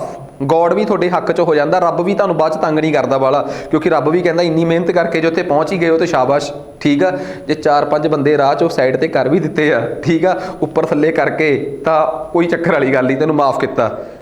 ਆਪਾਂ ਤਾਂ ਇਸ ਗੱਲ ਨੂੰ ਪੰਜਾਬ ਦੀ ਸਿਆਸਤ 'ਚ ਕਈ ਵਾਰੀ ਦੇਖਿਆ ਕਿ ਬੜੇ ਤਗੜੇ ਲੀਡਰ ਸਿਆਸਤ ਹੰਢਾ ਗਏ, ਬੜੀ ਉਮਰ ਹੰਢਾ ਗਏ ਆ। ਠੀਕ ਆ, ਤਾਂ ਆਪਾਂ ਕਹਿ ਦਿੰਦੇ ਹਾਂ ਕਿ ਨਾ ਜੀ ਪਾਪਾਂ ਦੀ ਸਜ਼ਾ ਮਿਲੂਗੀ। ਓਬਵੀਅਸ ਜੀ ਗੱਲ ਆ, ਜਾਂ ਪਾਪ ਕੀਤੇ ਨਹੀਂ ਹੋਣਗੇ ਤੇ ਜਾਂ ਪਾਪਾਂ ਦੀ ਸਜ਼ਾ ਮਤਲਬ ਕਿ ਮਿਲਦੀ ਨਹੀਂ ਹੋਊਗੀ, ਦੋ ਹੀ ਗੱਲਾਂ ਹੋ ਸਕਦੀਆਂ। ਖੈਰ ਆਪਾਂ ਆਪਣੇ ਮੁੱਦੇ ਤੇ ਵਾਪਸ ਆਉਂਦੇ ਆ। ਤਾਂ ਨੀਤੀ ਆਯੋਗ ਜਿਹੜਾ ਏ ਉਹਦੀ ਅਪਰੋਚ ਜਿਹੜੀ ਆ ਬੋਟਮ ਅਪ ਅਪਰੋਚ ਆ, ਨਾ ਕਿ ਟੌਪ ਡਾਊਨ ਅਪਰੋਚ ਆ। ਠੀਕ ਆ, ਇਹਦਾ ਕਨਸੈਪਟ ਸਮਝ ਆ ਗਿਆ ਕਿ ਸੀਐਮਸ ਨੂੰ ਨਾਲ ਹੀ ਇਨਵੋਲਵ ਕਰਕੇ ਕਿਹਾ ਕਿ ਆ ਜਾਓ ਆਪਾਂ ਮਤਲਬ ਕਿ ਉਹ ਕਰੀਏ। ਸੋ ਹੁਣ ਗੱਲ ਕਰਦੇ ਆ ਕਿ ਨੀਤੀ ਆਯੋਗ ਦੀ ਕੰਪੋਜੀਸ਼ਨ ਕੀ ਹੈ। ਸ਼ਾਇਦ ਮੈਨੂੰ ਲੱਗਿਆ ਕਿ ਜਦੋਂ ਬਣਿਆ ਸੀ, ਬੋਡੀ ਬਣੀ ਸੀ, ਕਿ ਸ਼ਾਇਦ ਇਹਦੇ 'ਚ ਕੋਈ ਫਰਕ ਹੋਊਗਾ। ਆਹ ਦੇਖ ਲਓ ਫਰਕ। ਕਹਿੰਦੇ ਜੀ ਨੀਤੀ ਆਯੋਗ ਦਾ ਚੇਅਰਮੈਨ ਕੌਣ ਹੋਊਗਾ? ਜਿਹੜਾ ਦੇਸ਼ ਦਾ ਪ੍ਰਧਾਨ ਮੰਤਰੀ ਹੋਊਗਾ। ਠੀਕ ਆ, ਮੈਨੂੰ ਲੱਗਦਾ ਫਰਕ ਪੈ ਗਿਆ ਹੋਵੇ ਪਲੈਨਿੰਗ ਕਮਿਸ਼ਨ ਤੋਂ ਥੋੜਾ ਜਿਹਾ। ਠੀਕ ਆ, ਖੈਰ ਇੱਥੇ ਵਾਈਸ ਚੇਅਰਮੈਨ ਕੌਣ ਹੋਊਗਾ? ਵਾਈਸ ਚੇਅਰਮੈਨ ਹੋਊਗਾ ਪ੍ਰਧਾਨ ਮੰਤਰੀ ਆਪ ਨਹੀਂ, ਜਿਹੜਾ ਡੀ ਫੈਕਟੋ ਜਿਹਦੇ ਹੱਥ 'ਚ ਪਾਵਰ ਹੋਊਗੀ। ਠੀਕ ਆ, ਉਹ ਕੋਈ ਅਫਸਰ ਹੋਊਗਾ। ਤਾਂ ਸ਼ਾਇਦ ਕੁਮਾਰ, ਮੈਨੂੰ ਨਾਮ ਭੁੱਲ ਗਿਆ ਜੇ ਮੈਨੂੰ ਹੁਣ। ਦੇਖੋ ਇਹ ਆ ਇਹਨਾਂ ਲੀਡਰਸ ਦੇ ਨਾਮ, ਜਿਹੜੇ ਅਫਸਰ ਨੇ ਨਾਮ, ਕਿਉਂਕਿ ਪੇਪਰ 'ਚ ਆ ਸਕਦੇ ਆ। ਸੋ ਮੈਨੂੰ ਲੱਗਦਾ ਕਿ ਜੇ ਹੋ ਸਕੇ, ਹਾਂ, ਵਾਈਸ ਚੇਅਰਮੈਨ ਦਾ ਨਾਮ ਆ ਸੁਮਨ ਬੈਰੀ। ਠੀਕ ਆ, ਤਾਂ ਸੁਮਨ ਬੈਰੀ ਇਹਦੇ ਵਾਈਸ ਚੇਅਰਮੈਨ ਆ। ਤੇ ਉਸ ਤੋਂ ਬਾਅਦ ਸਾਰੇ ਦੇ ਸਾਰੇ ਸਿਸਟਮ ਨੂੰ ਸੰਭੂਗਾ ਕੌਣ? ਇਸ ਸਾਰੇ ਦੇ ਸਾਰੇ ਨੀਤੀ ਆਯੋਗ ਨੂੰ ਸਾਂਭਣ ਵਾਸਤੇ ਹੋਊਗਾ ਇੱਕ CEO, ਚੀਫ ਐਗਜ਼ੈਕਟਿਵ ਆਫਿਸਰ। ਤੇ ਇਹਦੇ CEO ਨੇ ਪਰਮ ਸਵਰਮ ਅਈਅਰ। ਇਹ ਇੱਕ ਬਿਊਰੋਕਰੇਟ ਨੇ, ਇਹ ਇਹਦੇ CEO ਨੇ, ਚੀਫ ਐਗਜ਼ੈਕਟਿਵ ਆਫਿਸਰ। ਕੋਈ ਡਾਊਟ ਇਹਦੇ 'ਚ? ਹਾਂ, ਇਹਦਾ ਪਲੈਨਿੰਗ ਕਮਿਸ਼ਨ ਤੋਂ ਜੋ ਮੇਜਰ ਫਰਕ ਪਾਇਆ ਗਿਆ ਉਹ ਆ ਇਹਦੀ ਗਵਰਨਿੰਗ ਕਾਉਂਸਲ। ਉਹਦੇ 'ਚ ਕੋਈ CM ਵਗੈਰਾ ਸਾਰੀਆਂ ਸਟੇਟਾਂ ਦੇ CMs ਦੀ ਕੋਈ ਰੋਲ ਸੀਗਾ? ਨਹੀਂ, ਇਹਦੇ 'ਚ ਰੋਲ ਹੈਗਾ ਏ ਗਵਰਨਿੰਗ ਕਾਉਂਸਲ ਇਹਦੀ ਅੱਡ ਆ, ਜਿਸ 'ਚ ਸਾਰੀਆਂ ਸਟੇਟਾਂ ਦੇ ਮੁੱਖ ਮੰਤਰੀ ਤੇ ਜਿਹੜੀਆਂ ਸਟੇਟਾਂ ਨਹੀਂ ਗੀਆਂ ਉੱਥੋਂ ਦੇ ਲੈਫਟੀਨੈਂਟ ਗਵਰਨਰ ਜਾਂ ਐਡਮਿਨਿਸਟ੍ਰੇਟਰਸ। ਕਈ ਸਟੇਟਾਂ ਯੂਨੀਅਨ ਟੈਰੀਟਰੀਜ਼ ਦਾ ਰੌਲਾ ਹੈਗਾ ਨਾ ਕਿ ਉੱਥੋਂ ਦੇ ਮੁੱਖ ਮੰਤਰੀ ਨਹੀਂ ਆ ਸਕਦੇ ਕਿਉਂਕਿ ਹੈ ਹੀ ਨਹੀਂ। ਫਿਰ ਇਹਦੇ 'ਚ ਇੱਕ ਰੀਜਨਲ ਕਾਉਂਸਲ ਵੀ ਬਣੂਗੀ ਜਿਹੜੀ ਕਿ ਇੱਕ ਪਰਟੀਕੂਲਰ ਇਲਾਕੇ ਦੇ ਰੀਜਨਲ ਇਸ਼ੂਜ਼ ਨੂੰ ਚੱਕੂਗੀ, ਤਾਂ ਜੋ ਇੱਕ ਵੱਖਰੇ ਇਲਾਕੇ ਦੀਆਂ ਵੱਖਰੇ ਤਰੀਕੇ ਦੀਆਂ ਸਮੱਸਿਆਵਾਂ ਨੂੰ ਵੱਖਰੇ ਤੌਰ ਤੇ ਹੈਂਡਲ ਕੀਤਾ ਜਾਵੇ। ਇਹ ਸੋਚ ਸੀ ਜਿਸ ਸੋਚ ਨਾਲ ਇਸ ਚੀਜ਼ ਨੂੰ ਬਣਾਇਆ ਗਿਆ ਸੀਗਾ। ਠੀਕ ਆ, ਤਾਂ ਇਹਦੀ ਪ੍ਰਧਾਨਗੀ ਜਿਹੜੀ ਰੀਜਨਲ ਕਾਉਂਸਲ ਆ ਉਹਦੀ ਪ੍ਰਧਾਨਗੀ ਵੀ ਚੇਅਰਮੈਨ ਹੀ ਕਰੂਗਾ ਨੀਤੀ ਆਯੋਗ ਦਾ, ਮਤਲਬ ਪ੍ਰਧਾਨ ਮੰਤਰੀ। ਇਹ ਨਹੀਂ ਕਿ ਇਹਦੀ ਪ੍ਰਧਾਨਗੀ ਵਾਸਤੇ ਉਸ ਰੀਜਨ 'ਚੋਂ ਕਿਸੇ CM ਨੂੰ ਮੁਖੀ ਬਣਾ ਦਿੱਤਾ ਜਾਊਗਾ, ਨਹੀਂ। ਉਸ ਤੋਂ ਬਾਅਦ ਇਹਦੇ 'ਚ ਸਪੈਸ਼ਲ ਇਨਵਾਈਟੀਜ਼ ਵੀ ਹੋਣਗੇ। ਸਪੈਸ਼ਲ ਇਨਵਾਈਟੀਜ਼ ਜਿਹੜੇ ਕਿ ਉਸ ਫੀਲਡ ਦੀ ਵੱਖਰੀ ਜਾਣਕਾਰੀ ਰੱਖਦੇ ਹੋਣਗੇ। ਜਿਵੇਂ ਸਪੋਜ਼ ਕਰੋ ਇਹਦੇ 'ਚ ਮੈਂ ਦੱਸਦਾ ਕਿ ਇਹਦੇ 'ਚ ਸਪੈਸ਼ਲ ਇਨਵਾਈਟੀਜ਼ ਕਿਹੜੇ ਨੇ। ਇਹਦੇ 'ਚ ਸਪੈਸ਼ਲ ਇਨਵਾਈਟੀਜ਼ ਨੇ ਨਿਤਿਨ ਗਡਕਰੀ, ਪੀਯੂਸ਼ ਗੋਇਲ, ਵਰਿੰਦਰ ਕੁਮਾਰ, ਠੀਕ ਆ, ਰਾਓ ਇੰਦਰਜੀਤ ਸਿੰਘ। ਇਹ ਕੌਣ ਨੇ? ਇਹ ਲੋਕ ਹੈ ਤਾਂ ਭਾਰਤ ਸਰਕਾਰ 'ਚ ਮਿਨਿਸਟਰੀ ਨੇ। ਠੀਕ ਆ, ਹੈ ਤਾਂ ਭਾਰਤ ਸਰਕਾਰ 'ਚ ਇਹਦੇ 'ਚ ਸਾਰੇ ਮਿਨਿਸਟਰੀ ਨੇ, ਪਰ ਇਹ ਆਪੋ ਆਪਣੀ ਫੀਲਡ ਦੀ ਸਮਝ ਰੱਖਦੀ ਹੈ। ਜਿਵੇਂ ਰਾਓ ਇੰਦਰਜੀਤ ਇੱਕ ਇਹਨਾਂ ਦੇ BJP ਦੇ ਮਿਨਿਸਟਰ ਨੇ, ਬਟ ਉਹਨਾਂ ਦੀ ਰੂਰਲ ਮਾਮਲਿਆਂ ਤੇ ਬੜੀ ਸਮਝ ਆ। ਨਿਤਿਨ ਗਡਕਰੀ ਇੱਕ ਮਿਨਿਸਟਰ ਜ਼ਰੂਰ ਨੇ, ਪਰ ਟਰਾਂਸਪੋਰਟ ਨੂੰ ਲੈ ਕੇ ਉਹਨਾਂ ਦੀ ਸਮਝ ਦੀ ਤੁਸੀਂ ਕਦਰ ਕਰ ਸਕਦੇ ਹੋ। ਨੋ ਡਾਊਟ, ਤੁਸੀਂ ਪੂਰੀ BJP ਨੂੰ ਖਾਰਜ ਨਹੀਂ ਕਰ ਸਕਦੇ, ਭਾਰਤ 'ਚ ਇੱਕ ਮਹਿਕਮਾ ਜਿਹੜਾ ਸਭ ਤੋਂ ਵੱਧ ਤਰੱਕੀ ਕਰ ਰਿਹਾ ਉਹ ਹੈਗਾ ਰੇਲਵੇ ਤੇ ਟਰਾਂਸਪੋਰਟ। ਠੀਕ ਆ, ਸੜਕਾਂ ਦਾ ਜੋ ਵਿਕਾਸ ਨਿਤਿਨ ਗਡਕਰੀ ਜੀ ਨੇ ਪਿਛਲੇ 7-8 ਸਾਲਾਂ 'ਚ ਕਰਕੇ ਦਿਖਾਇਆ, ਉਹਨੂੰ ਤੁਸੀਂ ਖਾਰਜ ਨਹੀਂ ਕਰ ਸਕਦੇ। ਜਿਸ ਮਾਡਲ ਤੇ ਉਹਨਾਂ ਨੇ ਸੜਕਾਂ ਤਿਆਰ ਕਰਕੇ ਦਿੱਤੀਆਂ ਤੇ ਜਿਸ ਤਰੀਕੇ ਨਾਲ ਉਹ ਆਪਣਾ ਟੋਲ ਨੂੰ ਲੈ ਕੇ ਆ ਰਿਹਾ, ਟੋਲ ਦੇ ਕਨਸੈਪਟ ਨਾਲ ਸੜਕਾਂ, ਤਾਂ ਓਬਵੀਅਸ ਜੀ ਗੱਲ ਆ ਇੱਕ ਅਲਟਰਨੇਟ ਤਾਂ ਉਹਨਾਂ ਨੇ ਦਿੱਤਾ ਹੀ ਆ। ਠੀਕ ਆ, ਹਾਂ ਜੇ ਸਰਕਾਰ ਦੀ ਨੀਤ ਚੰਗੀ ਹੋਵੇ ਤਾਂ ਸਰਕਾਰ ਇੱਕ ਸਮਾਂ ਪਾ ਕੇ ਇਹਨਾਂ ਟੋਲ ਤੋਂ ਸਾਨੂੰ ਮੁਕਤੀ ਵੀ ਦਵਾ ਸਕਦੀ ਹੈ। ਪਰ ਇੱਕ ਵਾਰ ਸੜਕਾਂ ਨੂੰ ਬਣਾਉਣ ਦਾ ਇੱਕ ਮਾਡਲ, ਫਿਲਹਾਲ ਇਸ ਤੋਂ ਬਿਨਾ ਸਾਡੇ ਕੋਲ ਕੋਈ ਮਾਡਲ ਹੀ ਨਹੀਂ ਸੀਗਾ ਜਿਹੜਾ ਸਾਨੂੰ ਆਪਸ 'ਚ ਲਿੰਕ ਕਰ ਪਾਉਂਦਾ। ਸੋ ਇਹ ਇੱਕ ਦਿੱਕਤ ਸੀਗੀ ਸਾਨੂੰ, ਜਿਹੜੀ ਕਿ ਹੁਣ ਠੀਕ ਹੁੰਦੀ ਦਿਸ ਰਹੀ ਆ। ਖੈਰ ਆ ਜਾਓ ਅੱਗੇ। ਇਸ ਤੋਂ ਬਾਅਦ ਇਹਦੇ 'ਚ ਫੁੱਲ ਇਹਦੇ 'ਚ ਹੋਰ ਵੀ ਕਈ ਮੈਂਬਰਸ ਜਿਹੜੇ ਆ ਉਹ ਆ ਦੇਖੋ, ਇੱਕ ਚੇਅਰਪਰਸਨ ਤੋਂ ਬਿਨਾ ਵਾਈਸ ਚੇਅਰਮੈਨ ਹੋਊਗਾ, ਮੈਂਬਰ ਹੋਣਗੇ। ਠੀਕ ਆ, ਐਂਡ ਇਸ ਤੋਂ ਬਿਨਾ ਇਹਦੇ 'ਚ ਬੇਸਿਕਲੀ ਇੱਕ CEO ਹੋਊਗਾ ਤੇ ਇੱਕ ਸੈਕਟਰੀਏਟ, ਜੇ ਆਪਾਂ ਨੂੰ ਲੋੜ ਪਈ ਤਾਂ ਇੱਕ ਸਪੈਸ਼ਲ ਸੈਕਟਰੀਏਟ ਵੀ ਕ੍ਰੀਏਟ ਕੀਤਾ ਜਾਊਗਾ PMO 'ਚ, ਜਿੱਥੇ ਕਿ ਨੀਤੀ ਆਯੋਗ ਦੀਆਂ ਮੀਟਿੰਗਸ ਹੋਣਗੀਆਂ। ਸੋ ਮੁੱਖ ਦੀ ਗੱਲ ਇਹ ਆ ਕਿ ਆਹ ਨੀਤੀ ਆਯੋਗ ਆ, ਨੀਤੀ ਆਯੋਗ ਦੇ ਆਪਣੇ ਸਪੈਸ਼ਲਾਈਜ਼ਡ ਵਿੰਗ ਹੋਣਗੇ। ਨੀਤੀ ਆਯੋਗ ਦਾ ਇੱਕ ਵਿੰਗ ਆ ਰਿਸਰਚ ਵਿੰਗ, ਇੱਕ ਕੰਸਲਟੈਂਸੀ ਵਿੰਗ, ਇੱਕ ਟੀਮ ਇੰਡੀਆ ਵਿੰਗ। ਇਹਦਾ ਕੀ ਮਤਲਬ ਆ? ਤੁਸੀਂ ਸੁਣਿਆ ਹੋਣਾ ਕਿ ਪਿੱਛੇ ਜੇ ਇੱਕ ਰਿਪੋਰਟ ਆਈ ਆ ਇੰਡੀਆ ਦੇ ਵਾਟਰ ਟੇਬਲ ਨੂੰ ਲੈ ਕੇ। ਹਾਂਜੀ ਜੀ, ਉਹ ਰਿਪੋਰਟ ਕਿਹਨਾਂ ਨੇ ਰਿਲੀਜ਼ ਕੀਤੀ ਹੈ? ਨੀਤੀ ਆਯੋਗ ਨੇ। ਨੀਤੀ ਆਯੋਗ ਵਾਟਰ ਟੇਬਲ ਦੀ ਰਿਪੋਰਟ ਕਿਵੇਂ ਰਿਲੀਜ਼ ਕਰੂਗਾ? ਨੀਤੀ ਆਯੋਗ ਦੇ ਆਪਣੇ ਐਕਸਪਰਟ ਨੇ ਜਿਹੜੇ ਸਪੈਸ਼ਲਾਈਜ਼ਡ ਮਿਨਿਸਟਰੀ ਨਾਲ, ਕੰਸਰਨਡ ਮਿਨਿਸਟਰੀ ਨਾਲ ਗੱਲਬਾਤ ਕਰਦੇ ਆ, ਉਹਨਾਂ ਤੋਂ ਅੰਕੜੇ ਲੈ ਕੇ ਇੱਕ ਰਿਪੋਰਟ ਬਣਾਉਂਦੇ ਆ ਕਿ ਭਾਰਤ 'ਚ ਕਿਹੜੀ ਸਟੇਟ ਦੇ ਵਿੱਚ ਕਿੰਨਾ ਕੁ ਪਾਣੀ ਦਾ ਲੈਵਲ ਡਾਊਨ ਜਾ ਚੁੱਕਿਆ ਹੈ। ਪਿੱਛੇ ਜੇ ਇੱਕ ਰਿਪੋਰਟ ਆਈ ਸੀ ਐਸਪੀਰੇਸ਼ਨਲ ਡਿਸਟ੍ਰਿਕਟਸ ਦੀ ਰਿਪੋਰਟ, ਕਿ ਪੂਰੇ ਭਾਰਤ 'ਚ 115 ਕਿ 120 ਜ਼ਿਲ੍ਹੇ ਉਹ ਆ ਜਿਹੜੇ ਪਿਛੜੇ ਹੋਏ ਜ਼ਿਲ੍ਹੇ ਆ। ਉਹਨਾਂ 'ਚ ਪੰਜਾਬ ਦੇ ਦੋ ਜ਼ਿਲ੍ਹੇ ਫਿਰੋਜ਼ਪੁਰ ਤੇ ਮੋਗੇ ਦੀ ਗੱਲ ਵੀ ਆਈ ਸੀ। ਆਖਰ ਨੀਤੀ ਆਯੋਗ ਨੂੰ ਕਿਵੇਂ ਪਤਾ ਲੱਗਿਆ ਕਿ ਭਾਰਤ 'ਚ ਪੰਜਾਬ ਦੇ ਦੋ ਜ਼ਿਲ੍ਹੇ ਪਿਛੜੇ ਹੋਏ ਆ?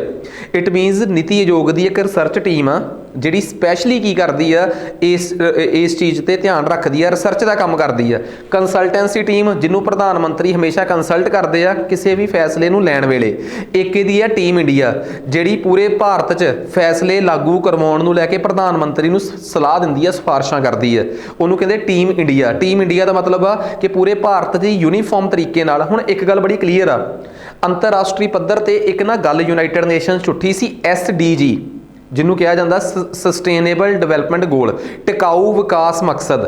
ਪੂਰੀ ਦੁਨੀਆ ਨੂੰ 17 ਗੋਲ ਦਿੱਤੇ ਗਏ ਆ ਕਿ ਤੁਸੀਂ ਫਲਾਣਾ ਕੰਮ, ਆਪਣੇ ਦੇਸ਼ 'ਚੋਂ ਗਰੀਬੀ ਕੱਢਣੀ ਆ, ਬੇਰੁਜ਼ਗਾਰੀ ਕੱਢਣੀ ਆ, ਆਹ ਕੱਢਣਾ ਹੈ, ਉਹ ਕੱਢਣਾ ਹੈ, ਇਨਵਾਇਰਨਮੈਂਟ ਸਾਫ਼ ਰੱਖਣਾ ਹੈ, ਸੜਕਾਂ ਸਾਫ਼, ਪਾਣੀ ਸਾਫ਼ ਕਰਨੇ ਆ, ਧਰਤੀ ਸਾਫ਼ ਕਰਨੀ ਆ। ਇਹੋ ਜਿਹੇ 17 ਗੋਲ ਪੂਰੀ ਦੁਨੀਆ ਨੂੰ ਦਿੱਤੇ ਆ।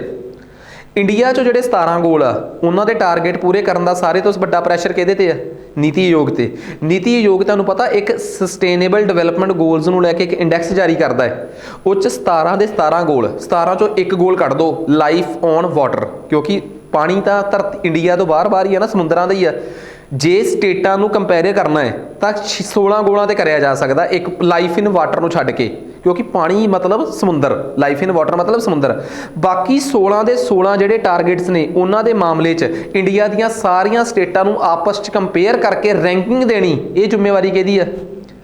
ਨੀਤੀ ਆਯੋਗ ਦੀ। ਉਹਨੂੰ ਕਹਿੰਦੇ ਆ SDG ranking, sustainable development goals ਦੀ ਰੈਂਕਿੰਗ। ਉਹਦੇ 'ਚ ਪੰਜਾਬ ਦਾ ਵੀ ਕੋਈ 11ਵਾਂ 12ਵਾਂ ਨੰਬਰ ਹੈਗਾ ਸੁੱਖ ਨਾਲ। ਤੇ ਉਹਨਾਂ 'ਚੋਂ ਸਾਰੇ ਗੋਲਸ 'ਚ SDG 4 ਆ, ਜਿਹੜਾ ਸਸਟੇਨੇਬਲ ਡਿਵੈਲਪਮੈਂਟ ਗੋਲ 4 ਆ, ਸ਼ਾਇਦ ਉਹ ਐਜੂਕੇਸ਼ਨ ਨਾਲ ਰਿਲੇਟਡ ਆ, ਜਿੱਥੋਂ ਤੱਕ ਮੈਨੂੰ ਪਤਾ ਹੈ ਐਜੂਕੇਸ਼ਨ ਨਾਲ ਰਿਲੇਟਡ ਆ। ਉਹਦੇ 'ਚ ਵੀ ਪੰਜਾਬ ਦਾ ਇੱਕ ਵੱਖਰਾ ਰੈਂਕ ਆ। ਇਹ ਥੋੜਾ ਹੈ ਕਿ ਰੈਂਕ ਓਵਰਆਲ ਕੱਢ ਦਿੰਦੇ ਆ, ਨਾ, ਕੱਲੇ ਗੋਲ 'ਚ ਰੈਂਕ ਕੱਢਦੇ ਆ, ਫਿਰ ਉਸ ਤੋਂ ਬਾਅਦ ਐਵਰੇਜ ਬਣਾਉਂਦੇ ਆ। ਐਡਾ ਤਗੜਾ ਕੰਮ ਇੰਡੀਆ ਦੇ ਲੈਵਲ ਤੇ ਕੌਣ ਕਰ ਰਿਹਾ ਹੈ?